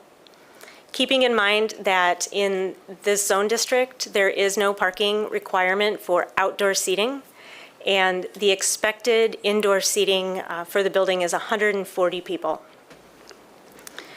So based on building occupancy and the number of parking spaces that are provided, there is a deficiency of 14 parking spaces. If we were to calculate based on the indoor seating, the parking provided would be adequate for the use. The Planning Commission may approve a parking reduction based on on-street and business parking. The applicant will be restoring the street parking on Gold Avenue, and part of the parking lot improvements, they will be closing off the curb cut entrance to the parking lot on Douglas Street, creating more on-street parking spaces. The site is also served on Bridge Street by both the Rapid Route 9 and the Dash bus, and there are available public parking spots within 500 feet.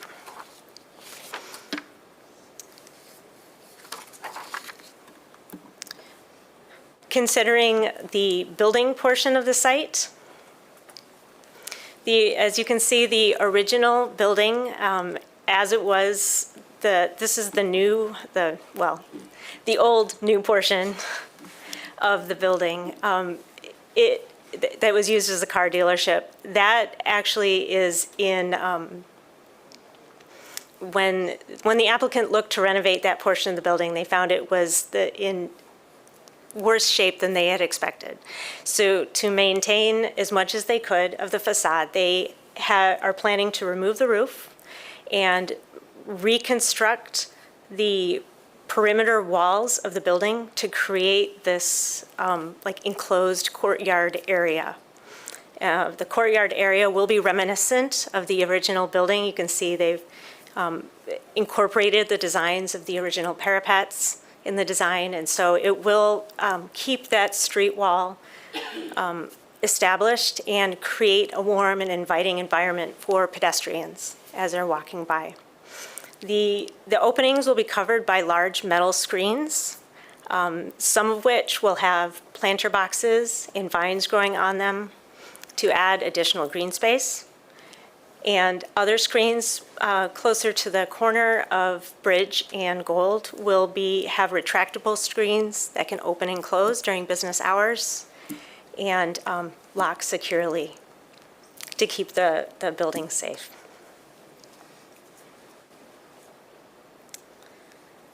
The food trucks will enter on Gold Street. There will be no more than 4 food trucks in the courtyard at any time. This is a new design.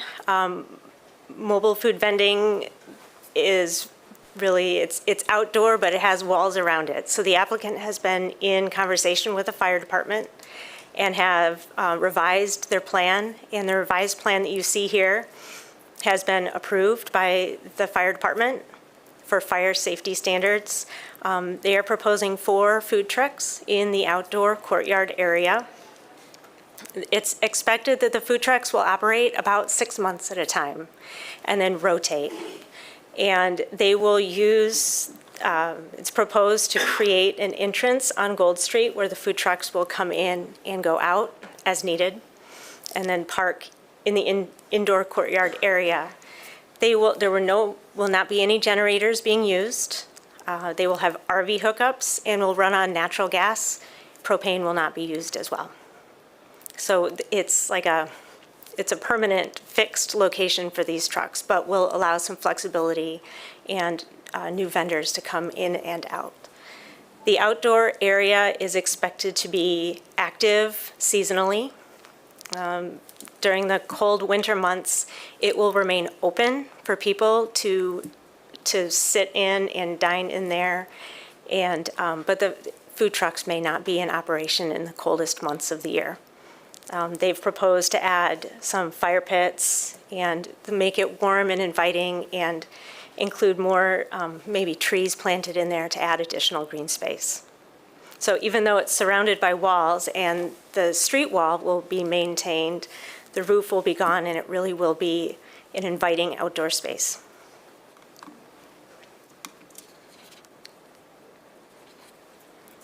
There is proposed to, there will be a bar in the outdoor area, as well as the renovated indoor space.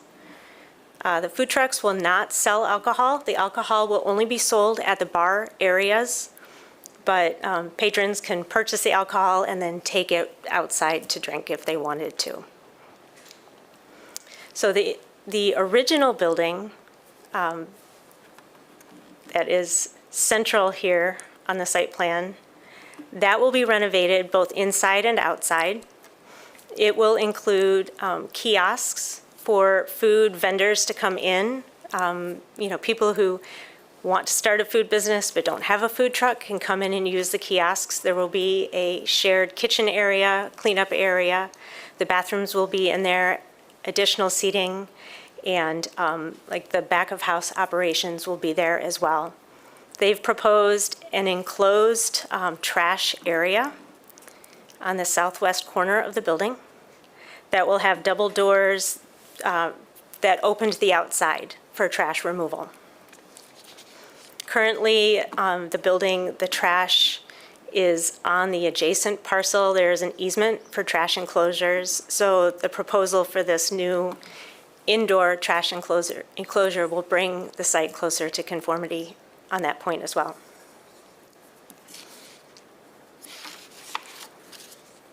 The proposed hours will be Monday through Friday, 11 a.m. to 10 p.m., and Saturday and Sunday, 11 a.m. to 11 p.m. There is no live music proposed at this time. The renovations to the interior space, the building,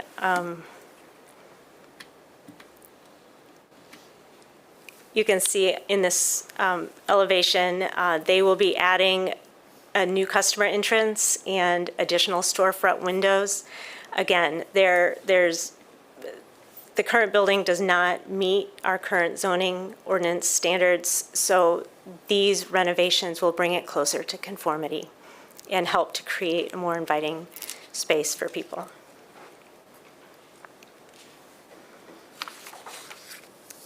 As far as neighborhood engagement, the applicant can provide details about their neighborhood engagement meetings that they have held. I believe they've had an open house and some conversations with some associations. We have received several letters of support from local business associations, business owners, and neighborhood associations, and those are all in your packet. In sum, we're asking the Planning Commission to consider the use at this site of this mobile food vending on a permanent location in the partially enclosed outdoor courtyard, along with the reduction in parking, in indoor and outdoor alcohol service. Are there any questions for me? All right, thank you. Commissioners, any questions? I just have one. Is there a cross-access agreement in place for those, for people, for those parking spaces, thank you, on the Lexington property? So right now, if you go to one more slide ahead, like they're just kind of on an island there. Yeah, so I just want to make sure that there isn't going to be an issue with people crossing either the neighborhood parking or the neighboring parking lot to get to those spaces. It's indicated on the survey that there is an agreement, but the Okay. applicant might be able to speak more to that. Thank you. You're welcome. Any other questions? All right, thanks. I'll invite the applicant up if there are other details you'd like to share with us.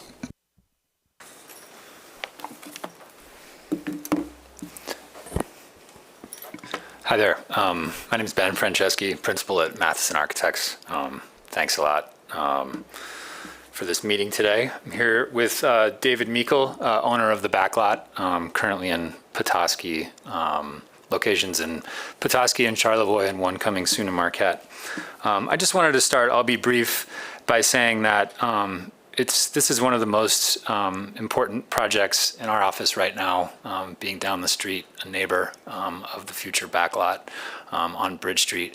And it's rare that we have an opportunity to work on a project with an owner with values like this, where we're able to do a project that is both architecturally sensitive and we believe sensitive to the community and to vision of growth for the city of Grand Rapids. We believe it's consistent with that vision. It's just a rare opportunity. And we're very excited to be working on this for that reason. This is really a light touch that we're taking on a historic project.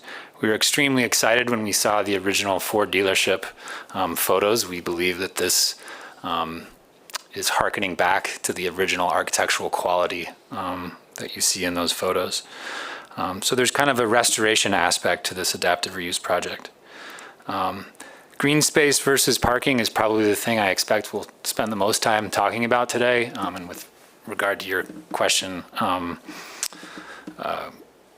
about the access, in our meetings with the neighborhood, which I'll get to in a second, we heard a bit about the concern for parking in the area. As we all know, and this area of Bridge Street is a little bit congested. So we opted to show those spots. Given the parking reduction we can take with the 67 required, if we met those reductions, we could come well below those, but we wanted to show that those spots are available, and we could strike an agreement for an easement north of those so we could get to the dumpster, but we wanted to show all the parking that was available and also have a conversation about what makes the most sense of green space versus available parking in this neighborhood, given that we're keeping the building exactly as it is. And then I just wanted to make a little correction to the hours. It would be similar to Sipshine, which was recently approved across the street, that it's Friday and Saturday until 11 p.m., not open until 11 p.m. on Sunday. So more traditional setup there. And then Laura, you mentioned the open house. We didn't technically host an open house. Our meeting, we met with the West Side Corridor Improvement Authority, had a meeting with them at their board meeting, got a letter of support. Also, the Annette Vandenberg, who's the chair of the West Grand Neighborhood Association, was hosting their annual meeting a couple of days within when we were going to host our open house. I think at least 60 people, maybe more, came to that meeting.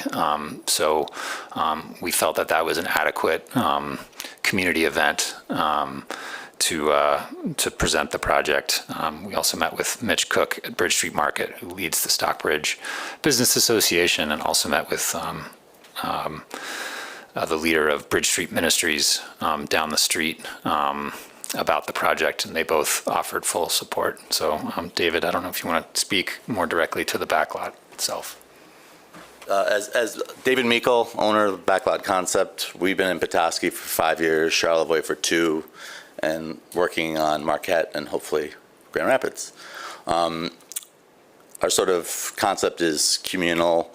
It allows people to gather, go to all the different food trucks. You know, when you have 10 or 12 people, it's always like, where are we going? I can't go here because I have an allergy. So it just makes for a very communal spot. Petoskey is 100% compostable. We have a solar array, and we have a rain collection as well. So we try to be the greenest possible restaurant in town. We are also not really a late night bar. We're going to be closing by 9, 10, 11 based on the night of the week. So we're not the crazy late night place. So, but otherwise, I think Ben did a great job. Take your questions. All right. Commissioners, any questions for the applicant?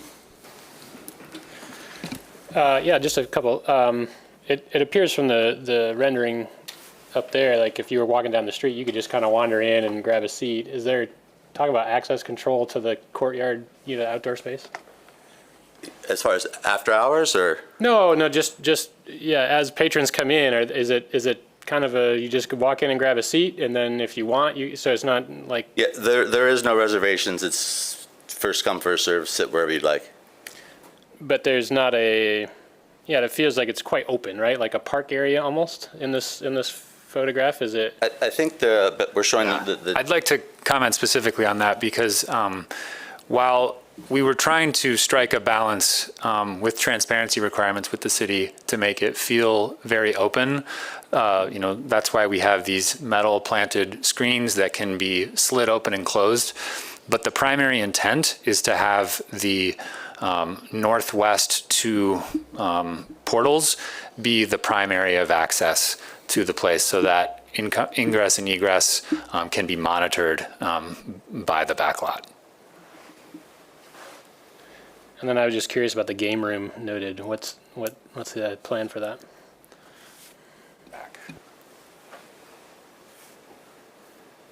They call it a game room. It might be game. It might have games. It might also be ability for private parties, sort of to be determined what the actual use is. So it'll probably be a little of both.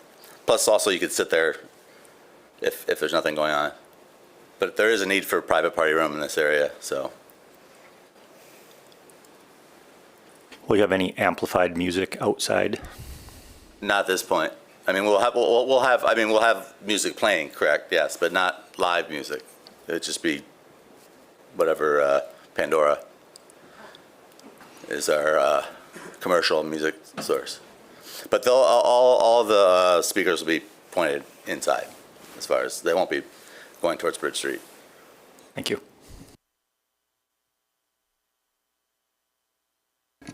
Any other questions? Go ahead.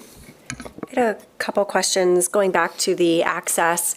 I heard, I think, Laura state that this would be kind of a seasonal amenity, which I presume being that courtyard.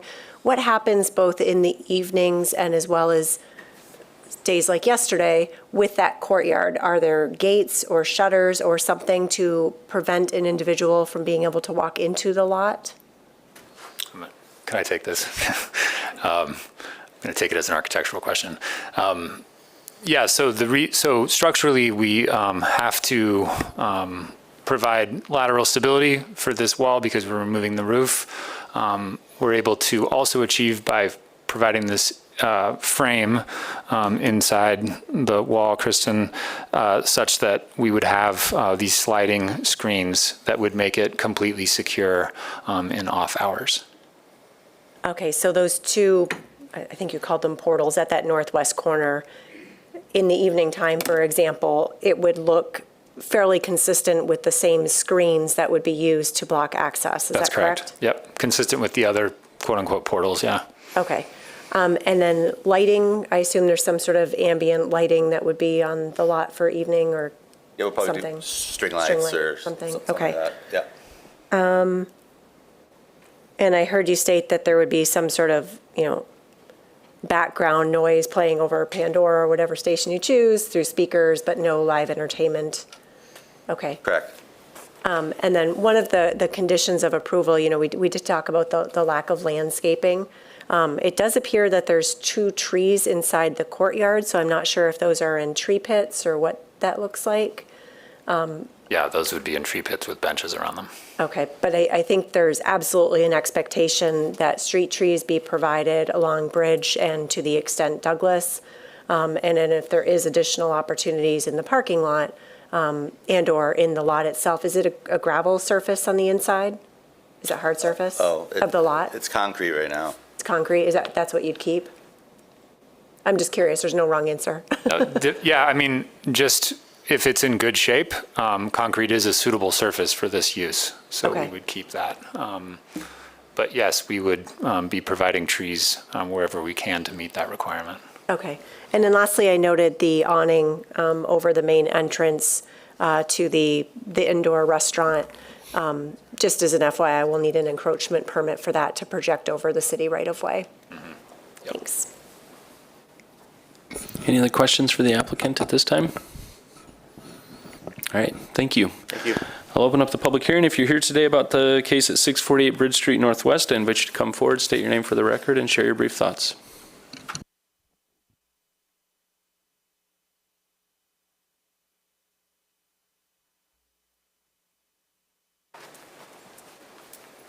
Good afternoon.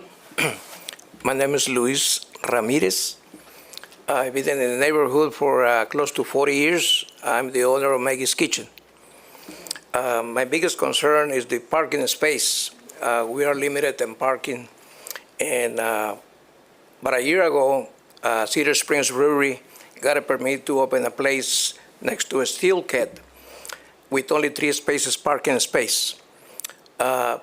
My hours, they are limited at this time, but in summertime, we extend the hours, and always we fight for parking space because neighbors, they come and park over there, they go across the street, they go through different restaurants, they walk in distance, and always we fight for the parking space.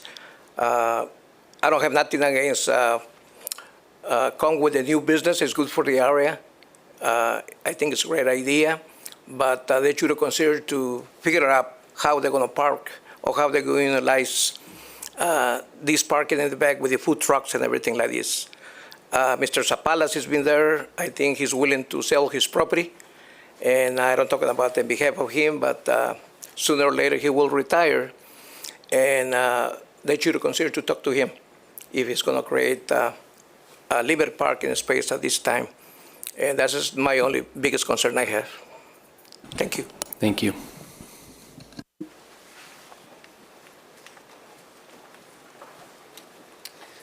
Hi, my name is Lauren D'Angelo. I'm the owner of Patty Matters Food Truck, and I'm also vice president of the Grand Rapids Food Truck Association.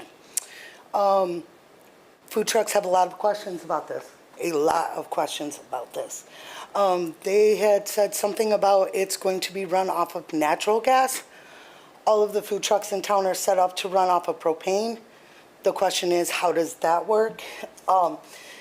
The 6-month operational term for a food truck, all of the food trucks here operate on a day-to-day basis, and we are on wheels so that we can move. To be locked into a 6-month contract is detrimental to how food trucks operate in this area. There is so many things that go on, and if somebody is locked into that contract, they lose out on every other opportunity in this area. There is only room for 4 food trucks. Why is there not an idea for a rotational schedule? Why would there be no operations during the winter? There is currently 15 to 18 trucks that are operating in this area through the winter that would love an opportunity for a place to park in the winter months. Are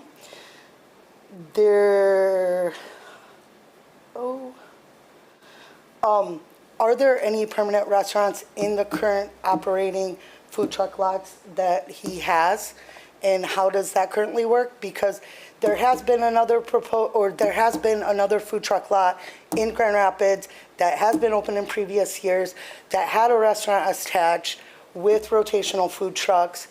And it's iffy how that works out. So I'm just curious what that looks like if there is a restaurant in any of the other locations. And then, let's see.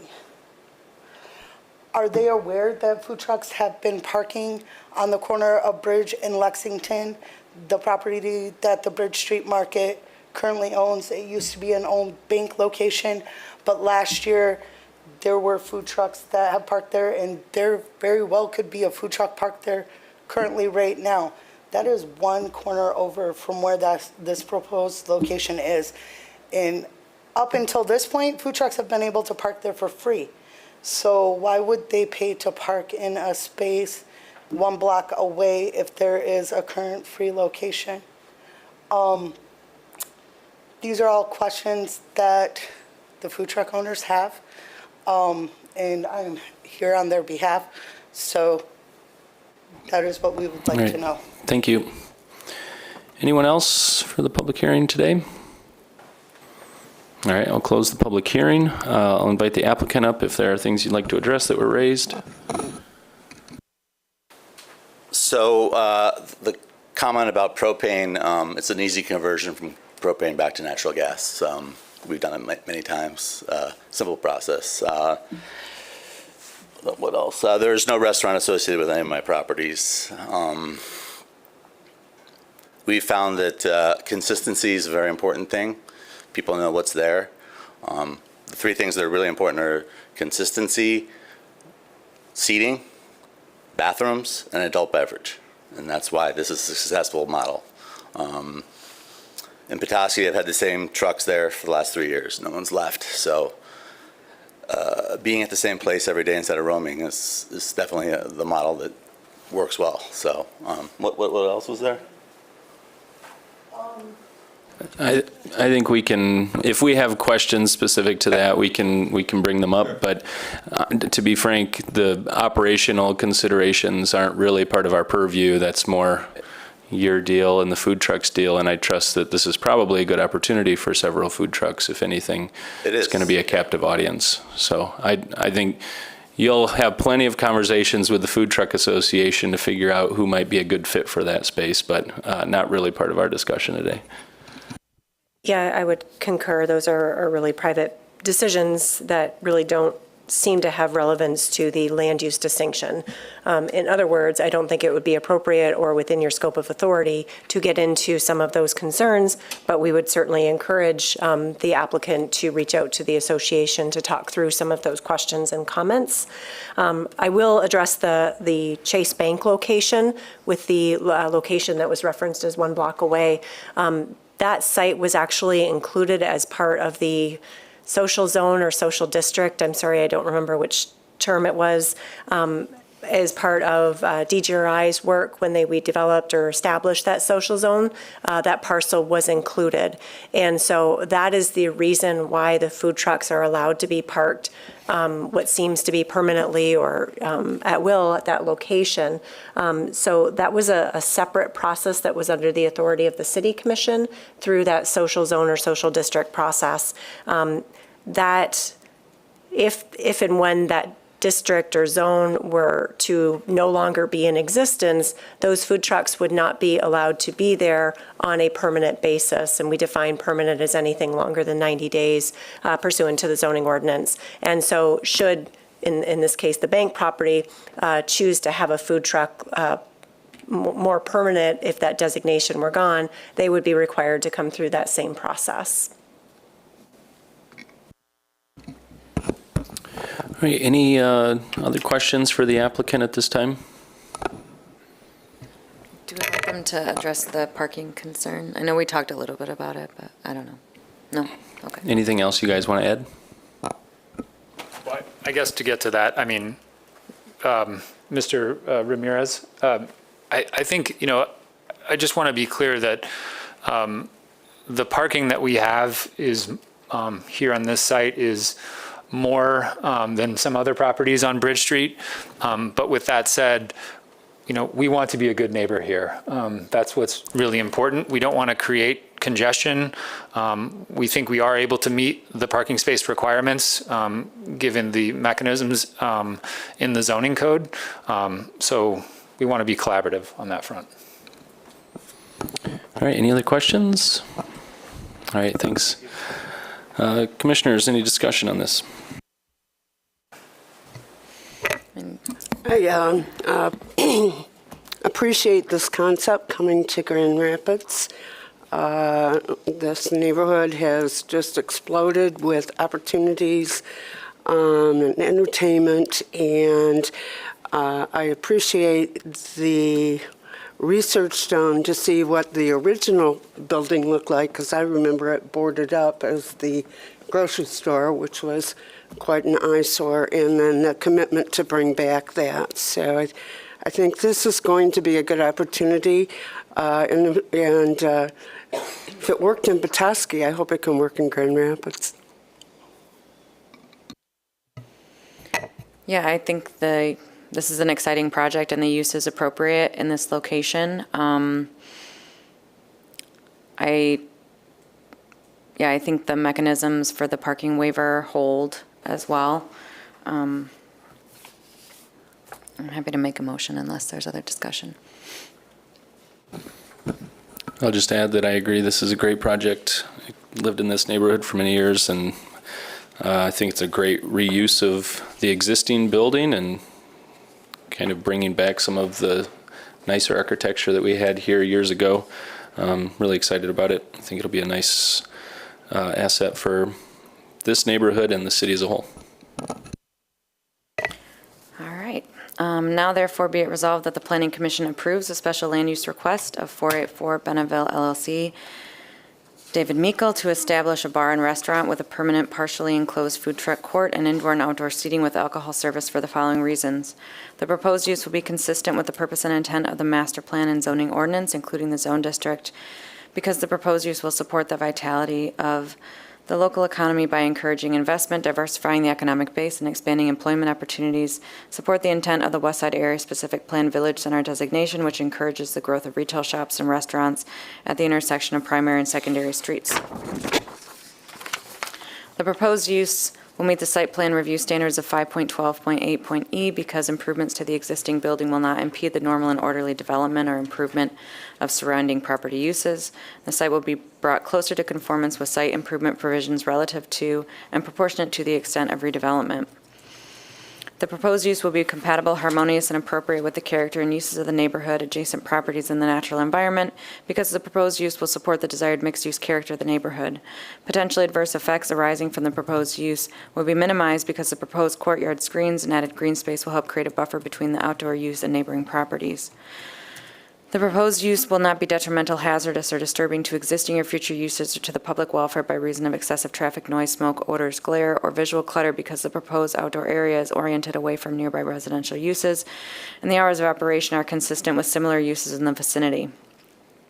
The proposed use will not adversely affect the walkability of the neighborhood, impair pedestrian circulation patterns, disrupt the continuity of the urban street wall, or otherwise hinder the creation of a pedestrian-oriented environment, because the restoration of the open design street wall and proposed outdoor use are compatible with other uses in the vicinity and will contribute to the walkability of the zone district.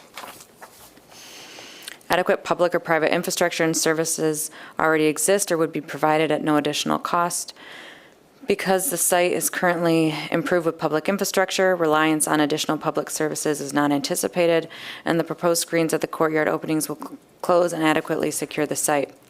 The proposed use will not be detrimental to the financial stability or economic welfare of the city because the use is not anticipated to result in nuisances that require code enforcement actions, and the use will encourage other investment in the area. Given the character Yeah. Given the character, location, development trends, and other aspects of the neighborhood, it is demonstrated that the area is underserved by the proposed use and that the proposed location for alcohol sales will demonstrably be an asset to the neighborhood because as proposed, the use will be unique as compared to other existing alcohol uses in the neighborhood, and support for the proposed establishment has been expressed. The use or change in use as constructed and operated by the applicant is compatible with the neighborhood because the proposed hours of operation are consistent with operations of other establishments in the vicinity. And the use as proposed to be operated by the applicant will not have any or minimal negative secondary effects on the neighborhood because the use is not anticipated to result in nuisances that require code enforcement actions, and the use may encourage other investment in the area. Be it further resolved that the following conditions of approval shall apply to this project. Standard conditions set A, approvals, which will be on the screen momentarily, but I will also read that the application and plans submitted by the applicant and signed, dated, and stamped by the planning director shall constitute the approved plans except if plan elements do not meet ordinance requirements and/or as amended in this resolution. That the use shall operate according to the application and per testimony as recorded in the Planning Commission minutes, that this approval does not include any proposed signs, and any future signs shall be subject to the requirements of Article 15 of the ordinance and permits received prior to installation. The Land Use Development Services or LUDS permit, building permit, and all of the required permits be obtained from the City of Grand Rapids prior to construction, demolition, or operation. That any expansion of the approved special land use requires an additional special land use review and approval by the Planning Commission. That the proposed use will comply with all other applicable city ordinances and policies and all state laws. This approval shall take effect 16 calendar days after the date of the Planning Commission decision. 2, that this approval does not include outdoor entertainment. 3, that the site be brought closer to conformity with current zoning ordinance requirements for parking lot screening and landscaping, tree canopy, street trees, and green space. 4, that the sidewalk, curb, and street on Gold Avenue be improved to meet city standards. 5, that the unused curb cut at Douglas Street shall be repaired to city standards. 6, that alternative vehicle parking be incorporated into the parking lot. And do we have a draft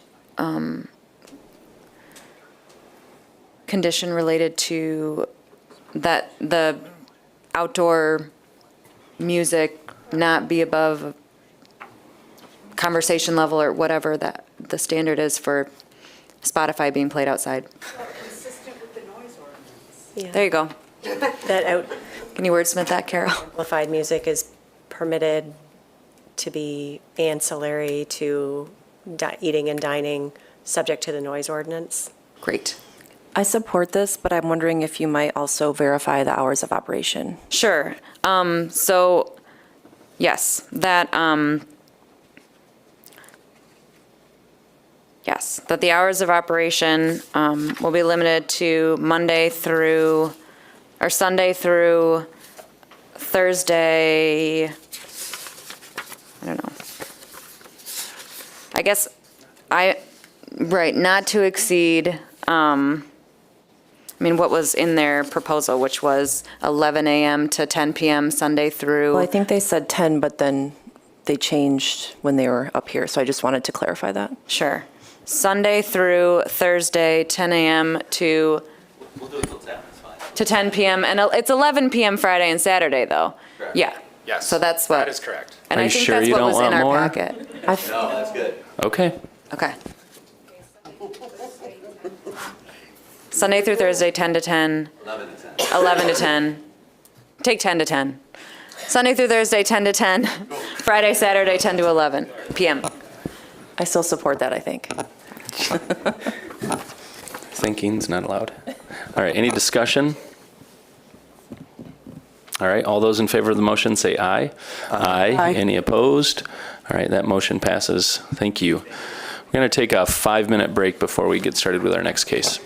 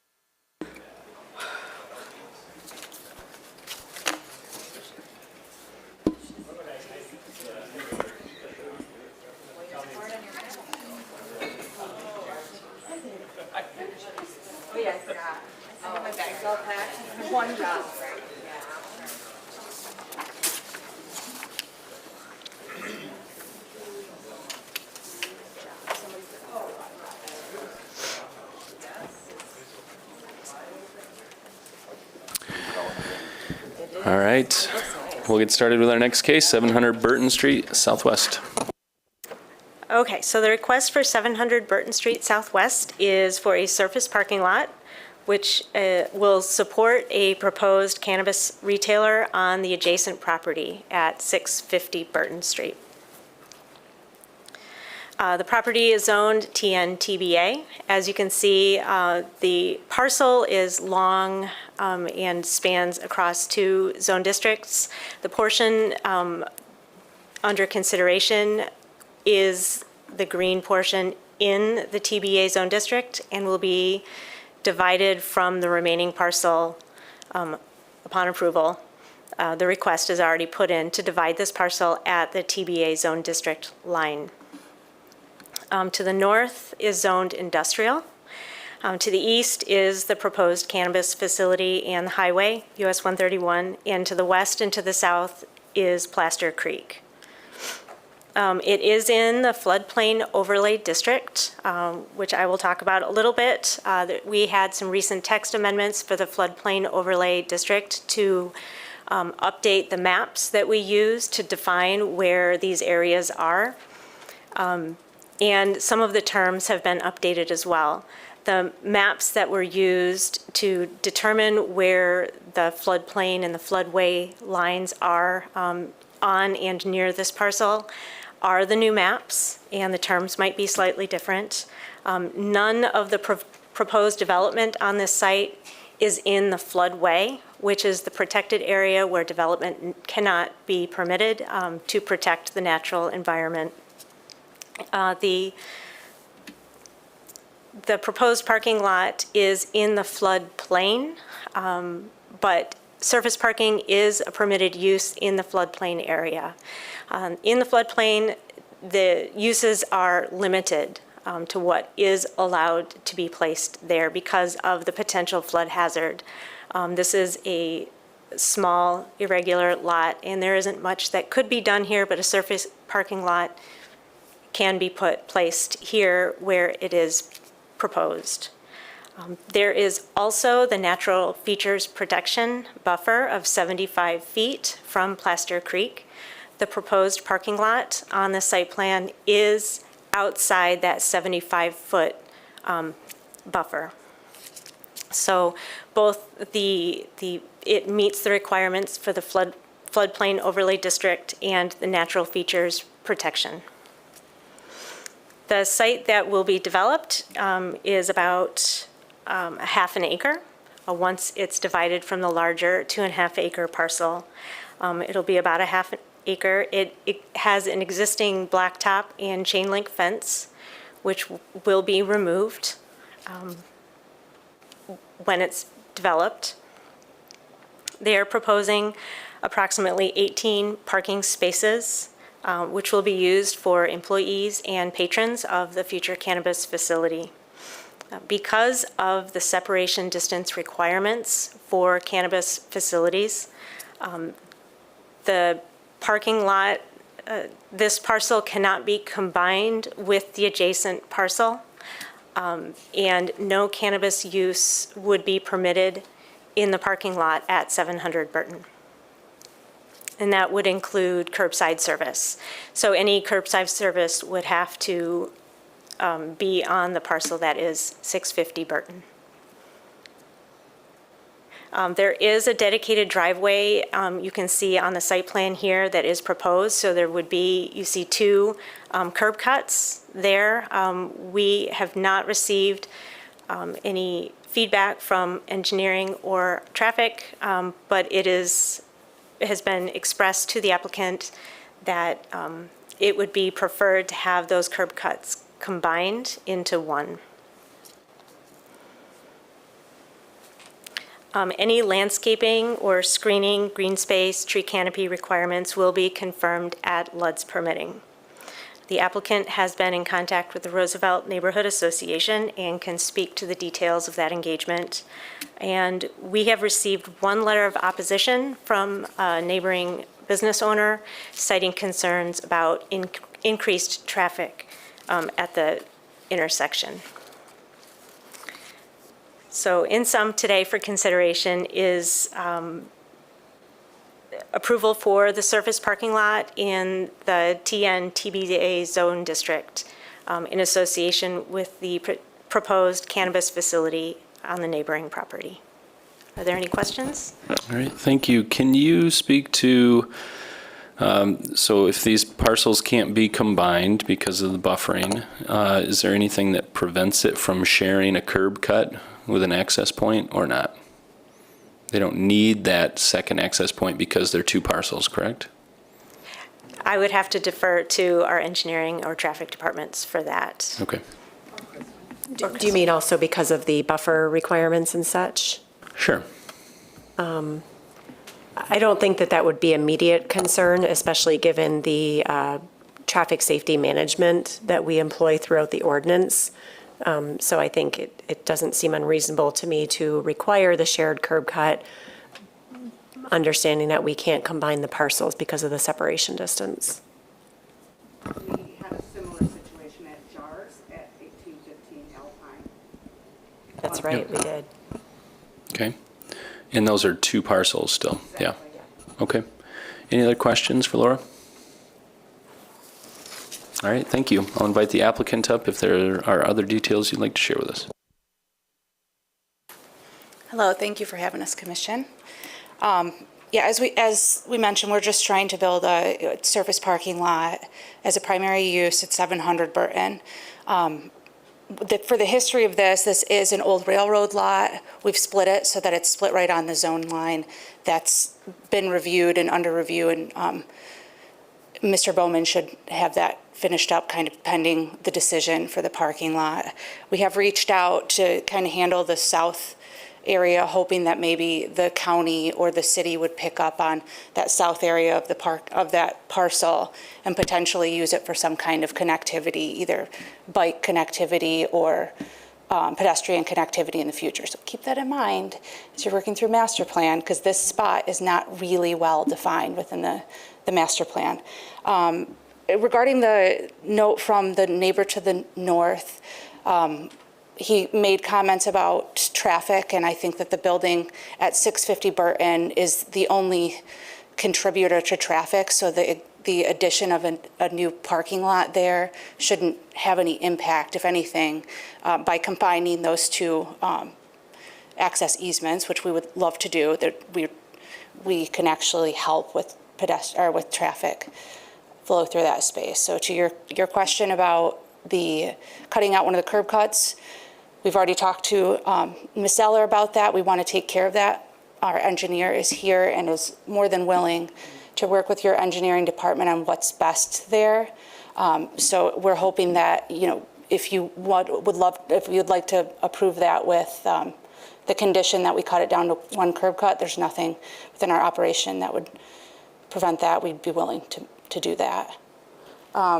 We have been in touch with the Roosevelt Neighborhood Association. They have a development meeting next month.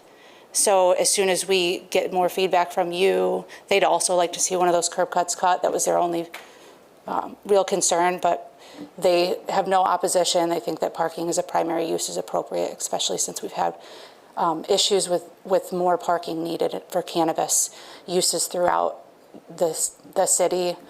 This seems appropriate, and I'm willing to take any other questions you have.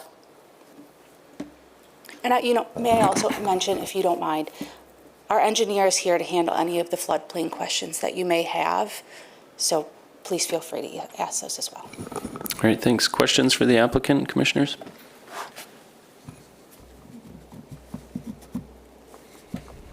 All right, thank you. I'll open up the public hearing. If you're here today about this case, please come forward, state your name, and share your brief thoughts with us. Seeing no one jump up, I'll close the public hearing.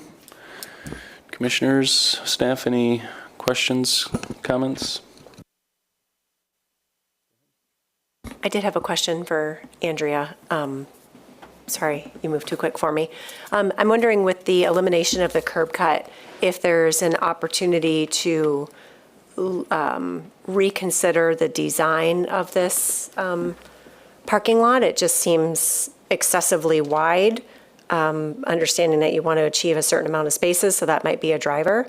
But I'm wondering if there might make a a layout that might make more sense with the elimination of that secondary drive. And then also, it seems like it would add an opportunity to provide some, you'll need some landscaping, of course, along that frontage. Sure. Yes, that's completely appropriate. And we'll add that into our design. Okay. That was it. Thanks.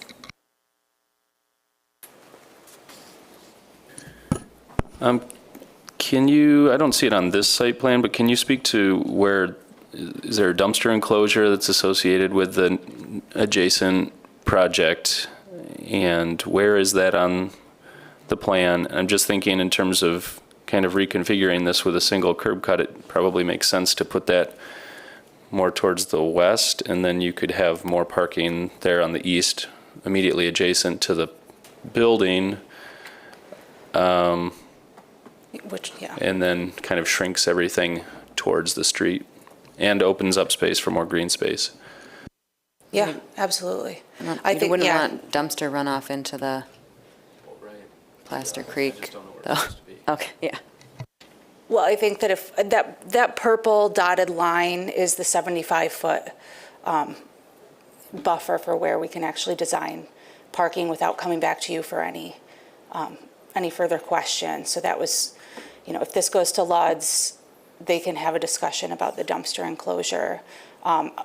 We are not operating this. We're actually, this is going to be a SkyMint project. So I think that Andy Bowman is already working with SkyMint on the 650 design through LUDS. So I would just pass that information on to SkyMint to make sure that any modifications that they would prefer are worked into their design. My recollection is that they were going to use carts and not have dumpster. That may be, yes. That appears to be correct based on the site plan that I pulled up from a past decision of the Planning Commission. So it looks like there's some opportunities here to improve site design, layout, landscaping, and dumpster. And staff can definitely work with the applicant on that if the Planning Commission finds that the use of the land as a parking lot is appropriate. All right, any other questions for the applicant? All right, thanks. It's going to happen when I sit down. It's possible. All right, discussion. I think this is appropriate. My only concern initially was related to development that would impede on Plaster Creek, and it's been stated by staff and in the staff report, none of that development is encroaching on that, and so I'm comfortable with the use here and definitely supportive of consolidating to one curb cut.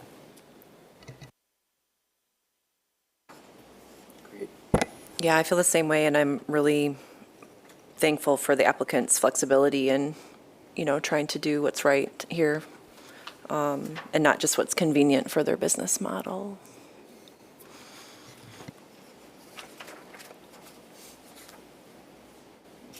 All right, is anyone willing to make a motion? I'll make it. Now, therefore, be it resolved that the Planning Commission approves the special land use and site plan review request of One Site Consulting Group to construct a surface parking lot at 700 Burton Street Southwest to support a proposed adult-use cannabis retailer on the adjacent property at 650 Burton Street Southwest for the following reasons. The proposed use will be consistent with the purpose and intent of the master plan and zoning ordinance, including the zone district, because support objective 6 of chapter 5 of the master plan to encourage business investment while balancing economic growth with priorities for neighborhoods, the natural environment, and the quality of the built environment. The proposed use will meet the site plan review standards of section 5.12.08 point east because the development has been designed to meet all standards. The proposed use will be compatible, harmonious, and appropriate with the character and uses of the neighborhood adjacent properties and the natural environment because the proposed improvements will occur on a previously developed site the nearby creek will be appropriately protected. Potentially adverse effects arising from the proposed use on the neighborhood and adjacent properties will be minimized through adequate parking lot, screening, and landscaping. The proposed use will not be detrimental, hazardous, or disturbing to existing or future uses or to the public welfare because the proposed use is not anticipated to result in excessive noise, glare, or visual clutter. The proposed use will not adversely affect the walkability of the neighborhood, impair pedestrian circulation patterns, disrupt the continuity of the urban street wall, or otherwise hinder the creation of a pedestrian-oriented environment because appropriate site improvements have been proposed to facilitate safe and efficient pedestrian circulation. The proposed use will retain as many natural features of the landscape as practical because no development is proposed within the floodway area or the 75-foot natural feature protection area. The proposed use will not be detrimental to the financial stability or the economic welfare of the city because the proposed use will allow productive use of a property encumbered by a number of site constraints. Be it further resolved that the following conditions of approval shall apply to this project. Number one, standard condition set A approvals, which should be on your screen. Two, that the two proposed curb cuts shall be consolidated into one, that an EGLE permit will be required prior to the issuance of a city LUDS permit for site construction, that a detailed soil erosion plan will be submitted as part of the LUDS permitting process, and 5, due to separation distance requirements, cannabis use such as curbside pickup on the property is not permitted. Second. All right, we have a motion and support. Any discussion? All those in favor of the motion say aye. Aye. Aye. Any opposed? All right, the motion passes. Thank you. Our last case is 851 Leonard Street Northwest.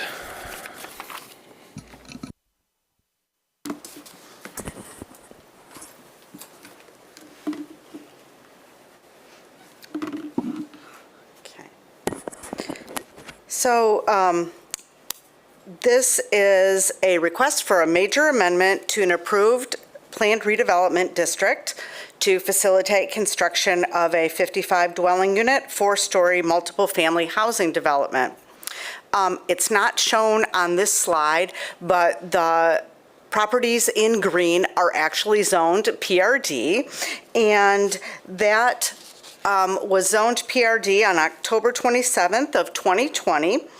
The City Commission adopted an ordinance to rezone the properties from TNTBA and TNLDR to PRD to allow the construction of a 3-story, 38-unit affordable housing development.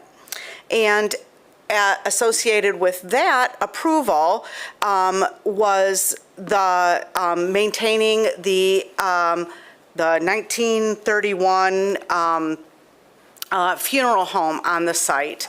So this is what the site looks like today, and at the time of approval, it was a funeral home. The original funeral home with several additions and an outbuilding, and the additions and outbuilding were to be demolished, and the central original funeral home would be kept, and a 38 dwelling unit affordable housing development was to be constructed.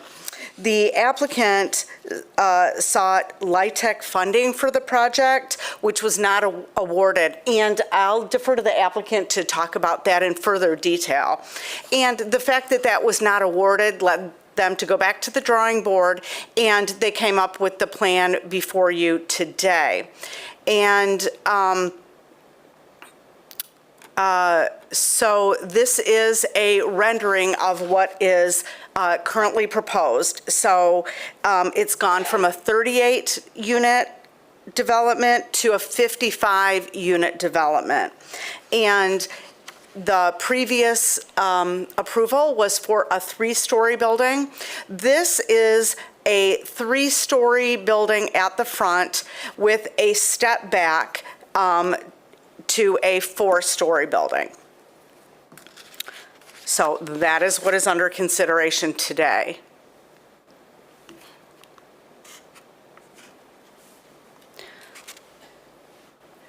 The current improvements on the site, as I mentioned, there was the original funeral home, accessory structures, and then parking in the back, and well, I say in the back of the funeral home, but the parking lot is in the LDR zone district and is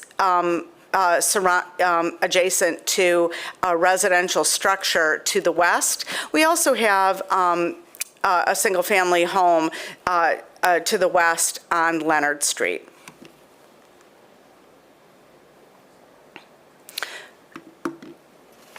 So this is the proposed site plan. All site improvements, including the original funeral home, will be demolished.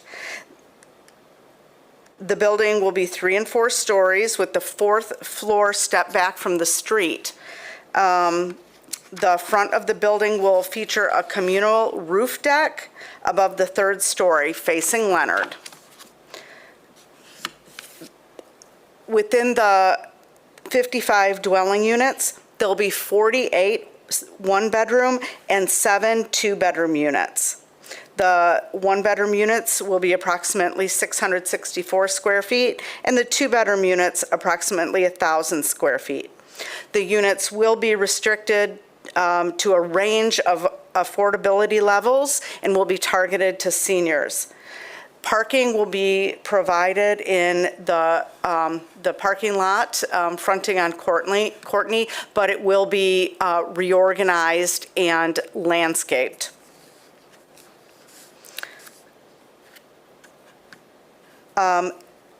With the 55 dwelling units on this particular property, this comes out to be 43.7 or 44 dwelling units per acre, which is high density.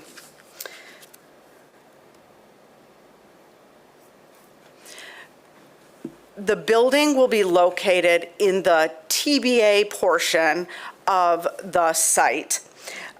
It will meet the minimum 5-foot PRD setback requirements, and it was also designed to meet TBA requirements at the front of the building. In the TNTBA, there is a required building line of 19 feet from back of curb for residential buildings. The developer or the architect took into account the adjacent single-family residence and is citing the building approximately where the adjacent buildings, the adjacent residences porch is. So the closest part of the building is consistent with the porch of the adjacent building. The side setback for developments in the TNTBA zone district, when they're adjacent to residential uses, is 10 feet. The proposed setback on the west, adjacent to the residential structure, ranges from about 12 feet 10 inches at the closest point, and then at the rear, approximately 18 feet. On the east, we have commercial uses, and the setbacks range from 12 feet to 17 and a half feet. The reason, I mean, as you can see, the site or the lots are slightly irregular. So if you orient the building to the street, the side setbacks are not going to be consistent throughout. Relative to the rear, in the TN-TBA zone district, 18 feet is the minimum setback at the rear lot line. At the closest point near this property on Courtney, let's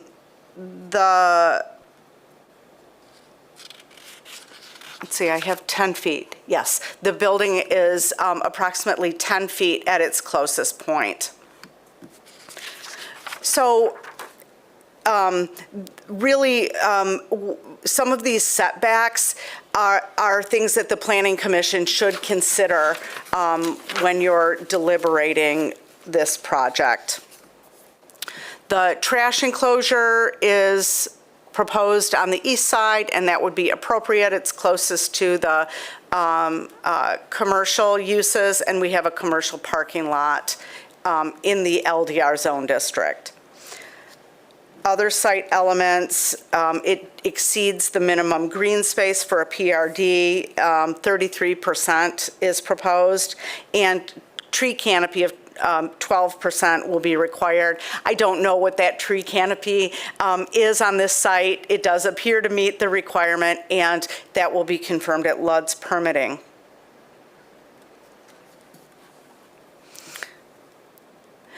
I think as far as the floor plan goes, I'll defer to the applicant to talk about any of those details if you have any questions.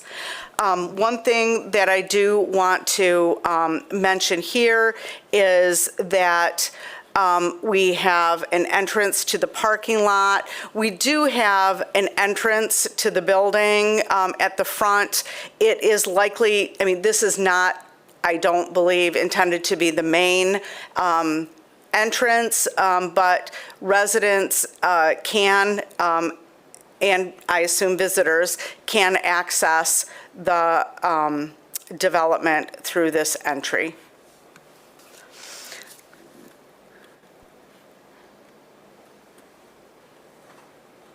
Relative to height, the building will be 3 and 4 stories. You can see the 3 stories is at this line that I'm drawing. The 4th story is a darker color, and that's intended to make it recede, according to the applicant's notes in the application. So at the street, it's about, at the 3-story portion, it's about 34.5 feet, and then 4 stories and about 47.5 feet on the 4-story.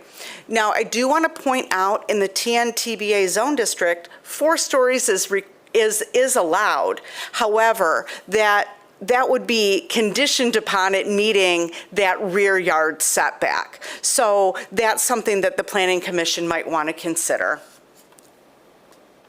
The materials are clapboard siding and brick, and the architect has indicated that the building materials were chosen to reflect the historic neighborhood materials as well as the existing funeral home structure.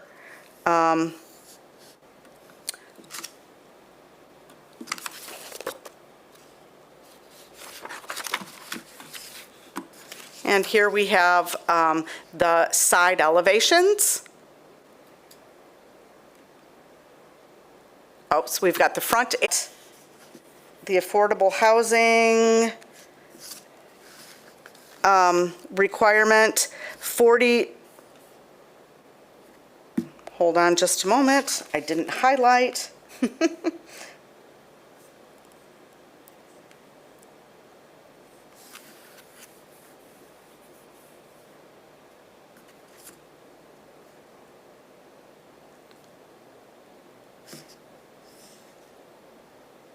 Oh, I see. Okay, so this is a PR, right now it's zoned PRD. That is our highest PRDs have our highest parking requirement, and that parking requirement is really associated with auto-oriented parts of our city. So I looked at the TBA and the LDR and did the calculation because I thought that was more appropriate to this development. So using the TN-TBA, it would need 42 parking spaces, and that's also using the affordable housing bonus or calculation.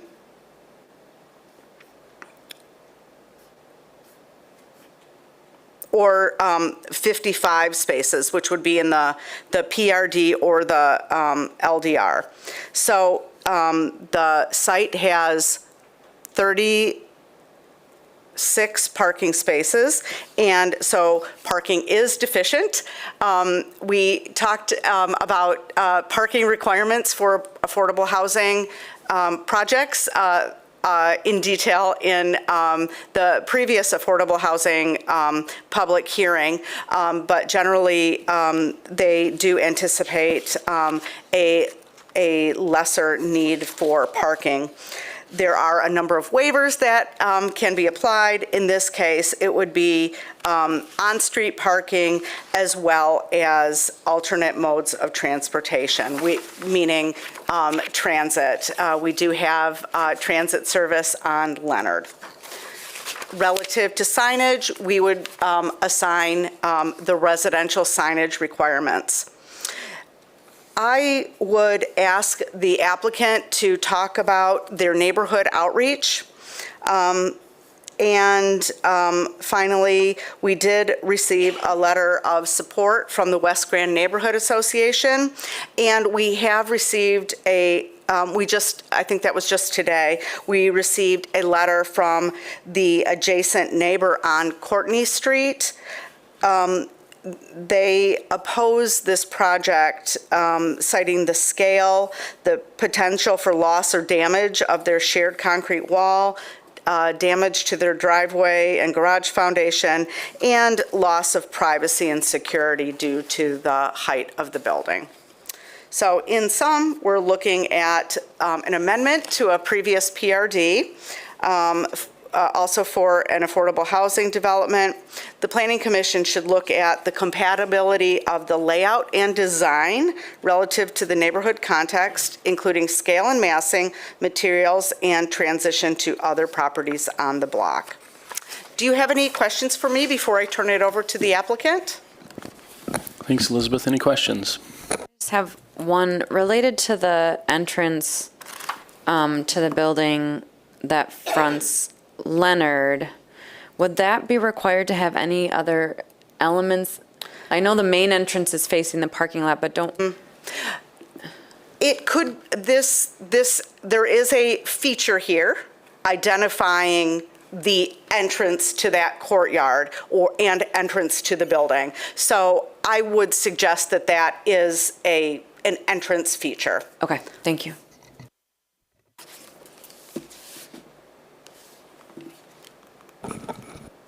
All right, if there's nothing else, I'll invite the applicant up if there are other details you'd like to share with us about this case. Good afternoon, John Weinbeek with Genesis Nonprofit Housing Corporation. Just a quick history on this property. We purchased this property in 2017 and located our office there, so I currently have been working there for the last 5 or so years.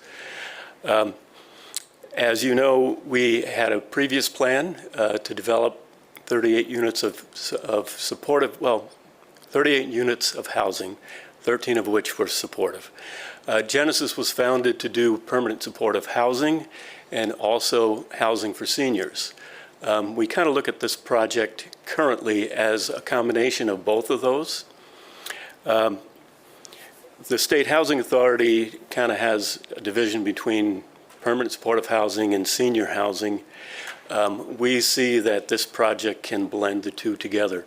We also operate Heron Manor and Heron Woods, which is about 3.5 miles east on Leonard. That Heron Manor is a affordable assisted living. Heron Woods is a senior community. So we're using our experience both there and in permanent supportive housing to develop 55 units for seniors, and we will have some supports for them included in that. We had, I think, a really nice design previously, preserving the original building and having 38 units. We found through 2 applications to MSHDA that it was too expensive and it was a little too small. When we had that initial concept, we were just building or redoing St. James Catholic Elementary School, converting that from a 100-year-old school to 36 affordable apartments. We had that concept in mind, trying to preserve some of the history of the neighborhood.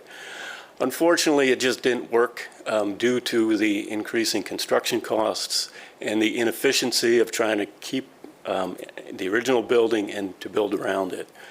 The benefit is we are going from 38 to 55 units, so we create more housing for seniors in the community. The income range, or the AMI, ranges from 30% AMI to 60% AMI. So to put that in context, 30% AMI is just under $19,000 of income per year. 60% is double that. So we're targeting seniors with limited means. Currently, the plan is for 4 apartments at 30% area median income, 11 at 40%, 11 at 50%, and 28 apartments at 60% area median income. Tuesday, we were awarded 11 Section 8 vouchers, project-based vouchers from the Grand Rapids Housing Commission, and we'll be applying to the Wyoming Housing Commission for 9 more. These vouchers will help seniors living there have permanency, which is desperately needed in this community. We will have community space on site, a community multi-purpose room about 1,100 square feet. In addition to that, a smaller meeting room. We will have on-site property management as well as supports coordination. We'll be working to coordinate the supports that we provide currently at the Heron Manor and Woods properties into what we do there, as well as we have a partnership with Grand Valley nursing students at St. James. We will extend that to the development as well, and are also working with senior neighbors. So we're wanting to develop a senior community that is affordable for people and also gives them the supports that they need. Now, this target population doesn't typically drive a lot of cars. We have found both in our supportive housing and in our senior housing that there's ample parking because this development as well, all the apartments will be visitable, and 8 apartments will accommodate persons with wheelchairs. There's a bus stop right in front of the building, the building now on Leonard Street. The GO bus is available, and we also provide transportation from at our Heron Manor and Heron Woods site. We own a bus and a car, and we provide that transportation for people that are not able to use the GO bus or be on the bus line or have to go to a place with their wheelchair. So we believe that we have ample parking for this target population. And when we do developments, we want there to be parking. We don't want there to be an inability for student nurses to come and park there, staff to come park there, visitors come and park there. So based on our experience both in senior housing and supportive housing, we feel as though the parking we have on site and the additional street parking will be available and adequate and will not disrupt our neighbors. Thank you. Commissioners, any questions for the applicant? Could you talk about your outreach to the neighbors and then also address the concerns that we have in this letter from the neighbor on Courtney about the wall and potential damage to their driveway and garage foundation. So we've been in the neighborhood for 5 years and have been participating with the neighborhood association and the business association. The previous development had their support. In the fall, October, there was a joint meeting of the business association, neighborhood association, and I spoke there and indicated that we were revising our plan and that we would be looking at demolishing the building and doing new construction on the site. On February 15, the neighborhood association had their annual meeting, and we attended that and presented there. We provided the planning information to the board of directors, and there is a letter of support that I don't know if you've received. I guess I'm more concerned about direct outreach to the neighbors directly adjacent to your development.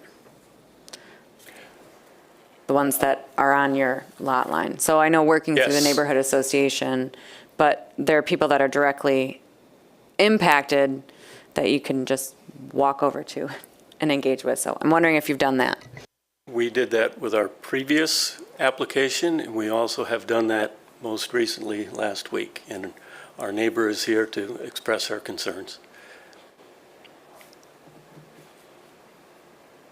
Any other questions? Can you tell us how tall the building is adjacent to the home? I think Kim DeStichter would be able to better represent that for us.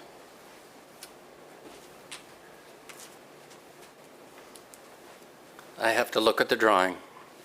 You could probably see it easier than I can, how tall it is. Elizabeth did tell you in her presentation how tall it is.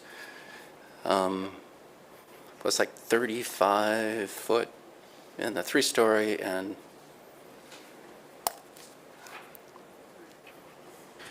See, the thing is, we can sometimes read numbers on drawings, but that's not always so clear because grades don't always match exactly an elevation. Like in this case, this elevation shows actually a building not that's doing quarters of an inch. It's below the ground. 47 foot 6. Okay, thank you. By the same token, I would add that we've tried in the architecture to minimize that scale and how the building is treated, where the front of it is 3 stories, and that heavy cornice line is put all the way around the building with a negative space at the top. So the building is trying to be sensitive to that. Yeah, and I appreciate that. I also would note that this is in the TBA zone district and not LDR, so it is a different circumstance, but I still wanted to know how tall the building was. Thank you. I would like to add that the parking lot has not changed at all from the previously approved plan, other than we've added 2 parking spaces. The footprint of the building is actually less than it was before, except for that 10 foot on the property line, which kind of skirts the back of the building. So it was difficult to push the whole building forward another 8 feet to make that work. Do you have any questions about, we do have community space with a courtyard, and we've tried to address the issue of street front with, at least the intent of the code is to put something on the street at the entry. The building itself with a parking lot in the back wants to have elderly people get in there easy enough. So we've done everything to do the same thing as a front entry by bringing that element out in front to the street, which I think would be very nice for the street front. The issues regarding the wall on the property line, we don't have any intent to either take down the wall or wreck it in construction. If anything, we're putting more of a buffer there on that neighborhood line. And if the wall needs repair, that was our intent to help repair, but we would not do that without cooperation with the neighbor.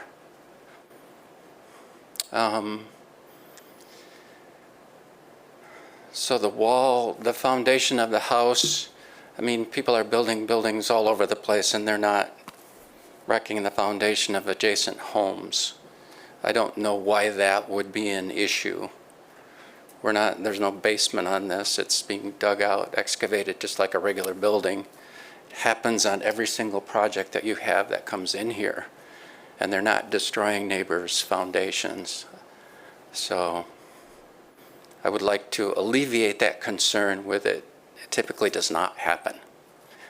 I'm not to say that it never happens, but it is it is our intent to do it. Just a normal excavation would be like 4 feet deep. All right, any other questions for the applicant or the architect? All right, thank you. I'll open up the public hearing. If you're here today about this case at 851 Leonard Street Northwest, I invite you to come forward, state your name for the record, and share your brief thoughts. Hello, I am Diane. I am the one who's, can you hear me? I'm sorry. It's my first meeting, so now I've got the gist of how it works. I am Diane Brandley Hale. I live at 864 Courtney. I am the one who sent the letter. This is my first meeting, so now I understand the commission is really, they want community involvement and input. And I picked that up very strongly throughout this meeting. And I would disagree that there's been good outreach to our neighborhood and community, especially me and the neighbors that are on my block. I read about the project in the newspaper. That's how I found out about it. I happen to be part of the West Grand Neighborhood Association, their Facebook. I saw they were having their annual meeting. I signed up for it. I went to it, and that's when I got to have a communication with them. I went to my neighbors afterwards and asked if they had had any communication, and they have not. A few of us got green postcards to attend this meeting, but the ones who didn't aren't even aware of it.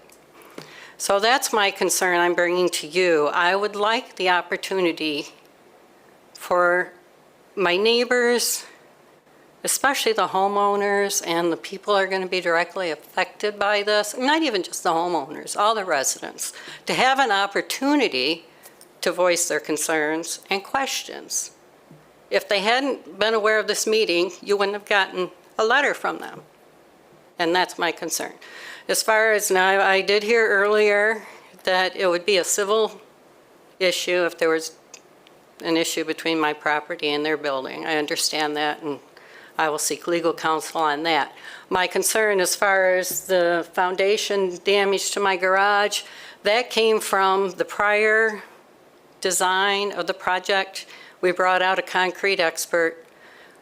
The wall, if it gets damaged by any work that they do in the parking lot, is this far from the foundation of my garage. He said if there's any damage to that wall by the result of any work that needs to be done in the parking lot, it will impact my property. So I just want to make sure that I've covered all those bases with the developer so that I don't have out-of-pocket costs, I don't have damage. But primarily now, after attending the meeting, I want my neighbors to have an opportunity to voice their opinion and their concerns. And I don't think having one meeting with the association, if you weren't even a part of the association, you wouldn't have been aware of it, is enough community involvement. And that's my concern. And I appreciate the time. All right, thank you. Anyone else? I'll close the public hearing.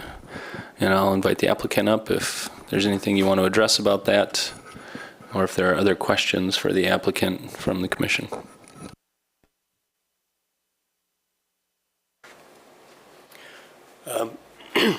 I would just indicate that we have worked closely with the neighborhood association over the years as an occupant there. Kind of took direction from them on some of this. As was discussed earlier with an applicant, these timeframes can be kind of tight and may not be as desirable as planned. We have been a neighbor there. We have done a variety of things in conjunction with the neighborhood association, gun buyback program in the parking lot, blood drive, COVID testing, and I have worked with them very closely. So yes, there could be more neighborhood engagement. I was taking my cues from the neighborhood association on this. So I would also just mention, I failed to mention earlier, the balcony that is on the third level of the building, on the south side of the building, and that creates much more communal space for people living there, and it fronts on Leonard Street. We think that's a real nice amenity. Seniors often are in the building or on site more often than people that are out working, and we think that'll be a really nice space. MISTA would like to see outdoor community space in the form of balconies. They often look for individual balconies. We are making the case that this communal space really is much better for the senior population because it gives them an opportunity to get outside together in a space that we think will be really attractive.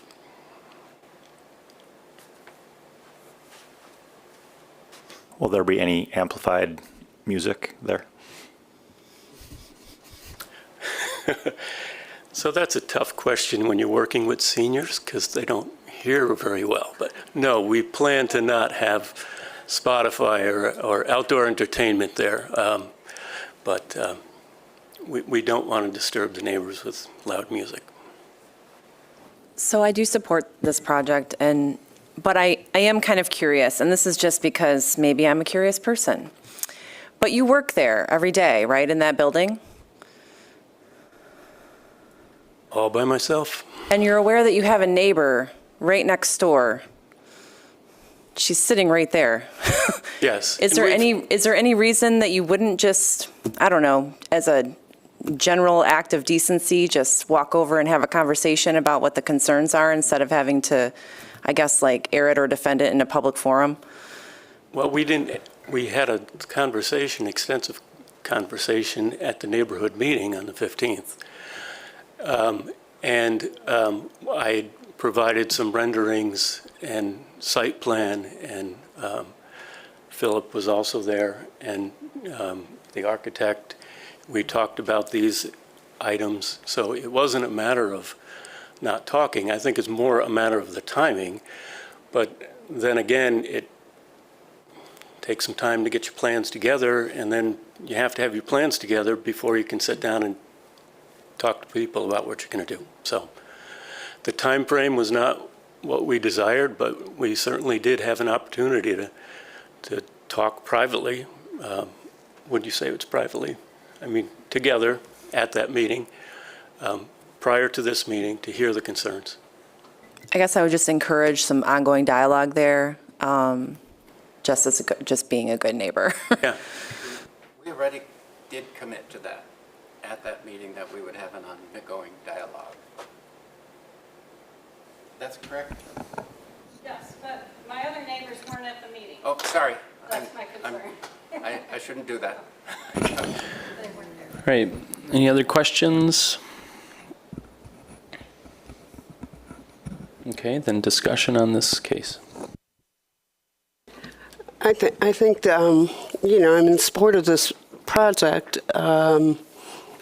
It's a large project, but the need is great. I see throughout today a kind of a theme in that by community outreach, maybe we need to, I don't know how it's spoken to in the ordinance, but, encourage people to talk to particularly immediate neighbors about the plans. so that they're feeling more included. And I trust that you are going to make sure that your neighbors know about construction and if there's any problems with the fence and things like that going forward. But there just seemed to be a theme today that I wanted to Kristen, say we need to look at maybe. Sorry, Kristen, would you remind me how things are noticed via postcard, the resident of Courtney mentioned? Yep, so all property owners within 300 feet are required we are required to send them individual postcards. Outside of that, it is also published in the newspaper, which I hear myself say that and understand the limitations. And then we also, of course, look to neighborhood associations and business associations to also help spread the word. We do strongly encourage neighborhood engagement, and when we have our pre-plan meetings, we go so far as to say that, historically, the Planning Commission has had significant concerns when adequate neighborhood outreach hasn't been done. Perhaps not so coincidentally, these two projects, we did not have the benefit of pre-plan meetings prior to the submission of this particular Planning Commission round. I will admit in the past, absolutely, we've had significant conversations about this property, but this particular submission, we did not have the benefit of meeting ahead of time.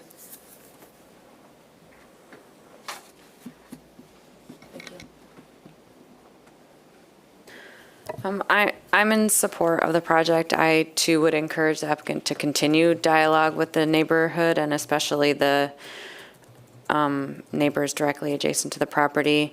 I appreciate Commissioner Rosenboom pointing out that the front half of this is in a TBA zone district, and so it's not in a low density. The part where the actual building itself will be is not in a traditional low-density neighborhood zone district. So I think that's relevant here. I appreciate the step back of the fourth floor so that we don't have 4 stories right along the street. I think that helps in the context of this development as well. But yeah, overall in support. Yeah, I'm not concerned about the parking either. I'm not Sorry. concerned about the parking either. I'm sad to see the original building go. I really liked that plan, but I think that this is necessary and does expand the current offerings. Again, I'm going to keep talking about this, but you should be neighborly to your neighbors and make sure that you're including them, just keeping up to date as usually. I mean, they don't have any control about necessarily the footprint or anything like that, but it's just good practice, especially as a West Sider. We like to be in the know of our neighborhood activities, as you will. But yeah, I support this project. Thanks for creating a space that allows for affordable senior housing and integrating it as best you can into that space. I understand things change. On the design, I also want to mention my appreciation for the courtyard and actually making it possible to be an active space. And it's acknowledge that it's tricky knowing that the population of the residents and their particular needs, and you've, I feel like, done a really nice job with the design.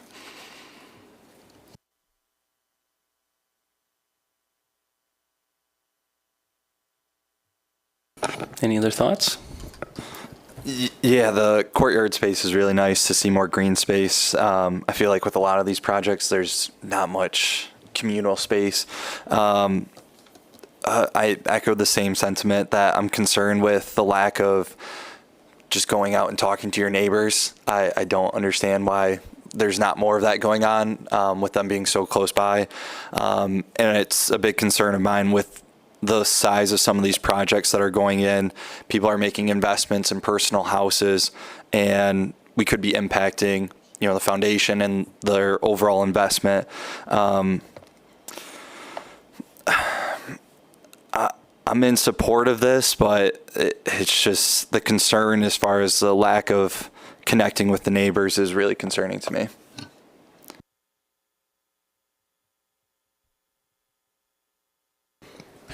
Yeah, I think I would generally say I support the project as well. I appreciate the design elements. I think I noticed right across the street is that Victory project, which is 4 stories straight up, right on the right-of-way line. This steps it back and then steps it back again. So I think I appreciate the thought that was given to that, the courtyard space. Perhaps it's just simply the green you used on the site plan, Kim, but it looks like there's going to be some green space there. So that's in the tree planting. I think it's, I think it'll be an amenity for a long time.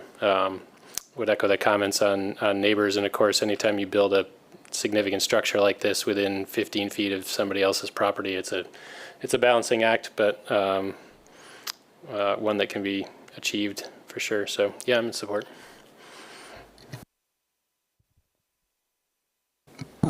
All right. Then looking for someone to make a motion. I can make a motion. Now, therefore, it be resolved that the Planning Commission recommends that the City Commission approve the request of Genesis Nonprofit Housing Corporation for a major amendment to an approved special district plan redevelopment district at 851 Leonard Street Northwest and 850 and 860 Courtney Street Northwest to facilitate construction of a plus 55 dwelling unit 4-story multiple family housing development for the following reasons. Should there be a 1 right there? Or just skips to 2 on. Guessing that's a typo. Okay. The proposed building and site will meet all standards for site design because the development maintains the existing street wall elements but fills in the missing teeth and provides efficient interior circulation, open space, and walkability. The proposed use fits well at an appropriate density for the size of the site, which allows for an efficient layout. The mix of uses, density of development, and design of the proposed PRD are consistent with the master plan and the purpose and intent of the zoning ordinance because the West Side area specific plan does recommends uses other than ground floor retail in areas outside the commercial nodes and recommends the redevelopment of underutilized properties. The proposed use is consistent with objectives of the Great Neighborhoods chapter within the master plan to promote a broad range of housing choices and encourage income diversity within neighborhoods.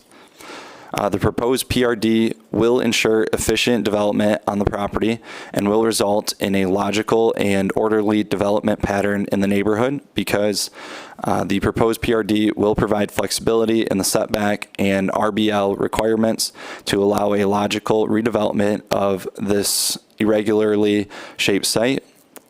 The setback flexibility allows for the provision of adequate on-site parking. The proposed development will be compatible, harmonious, and appropriate with the existing or planned character and uses of the neighborhood, adjacent properties, and the natural environment because the building is oriented to Leonard, creating a consistent street wall. The parking lot on Courtney is consistent with the existing use on the lot. Potential adverse effects arising from the proposed development on the neighborhood and adjacent properties will be minimized because the building has been designed with adequate setbacks from adjacent residential uses. The structure will be located in the TBA portion of the property, while the use of the portion of the property in the residential district will not change. The reorganized parking lot will include adequate screening, buffering, and landscaping. Adequate parking will be provided for the use.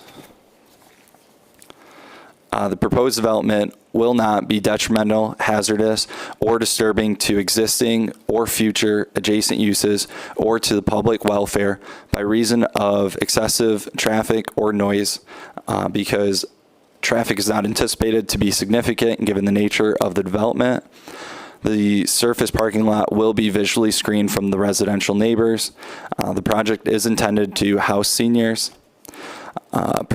pedestrian and vehicular connections will be provided between buildings, uses, and amenities within the property, as well as connections to and from the surrounding properties because although the overall number of curb cuts will be reduced, the development will allow a convenient connection to Courtney and eliminates access to Leonard, the higher trafficked street.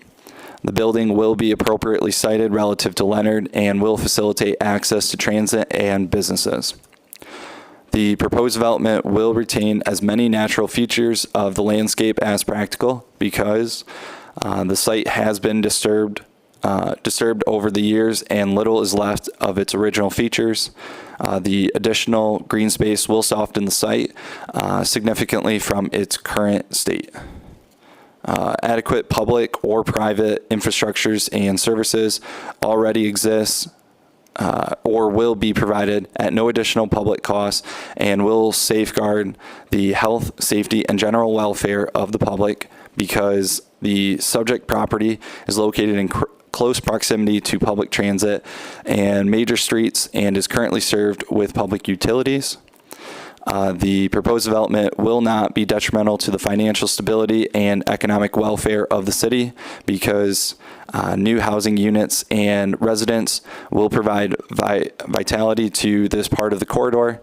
The scale and design of the proposed development will not place an excessive burden on services currently furnished by the city.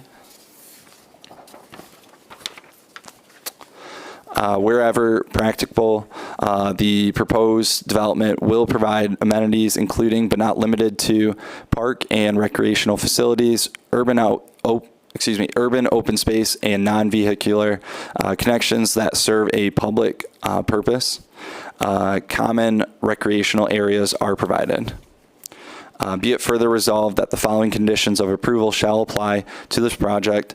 Standard condition set A approvals as listed on the screen, and then striking 3, do I have to read that or? Okay. Striking conditions 3, 5, and 7. And number 2, that signs shall be governed by the rules and requirements for residential zone districts.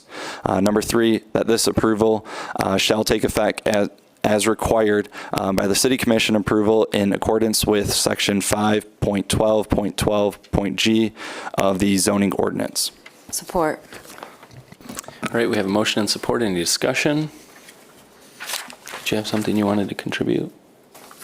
You looked like you wanted to say something. Oh, that's good. Perfect. All right, any discussion? All those in favor of the motion say aye. Aye. Aye. Any opposed? All right, the motion passes. Open up the public comment portion of the meeting. Anyone here today want to speak to that? Then I'll close public comment. Any other business? All right, we're adjourned. Thanks.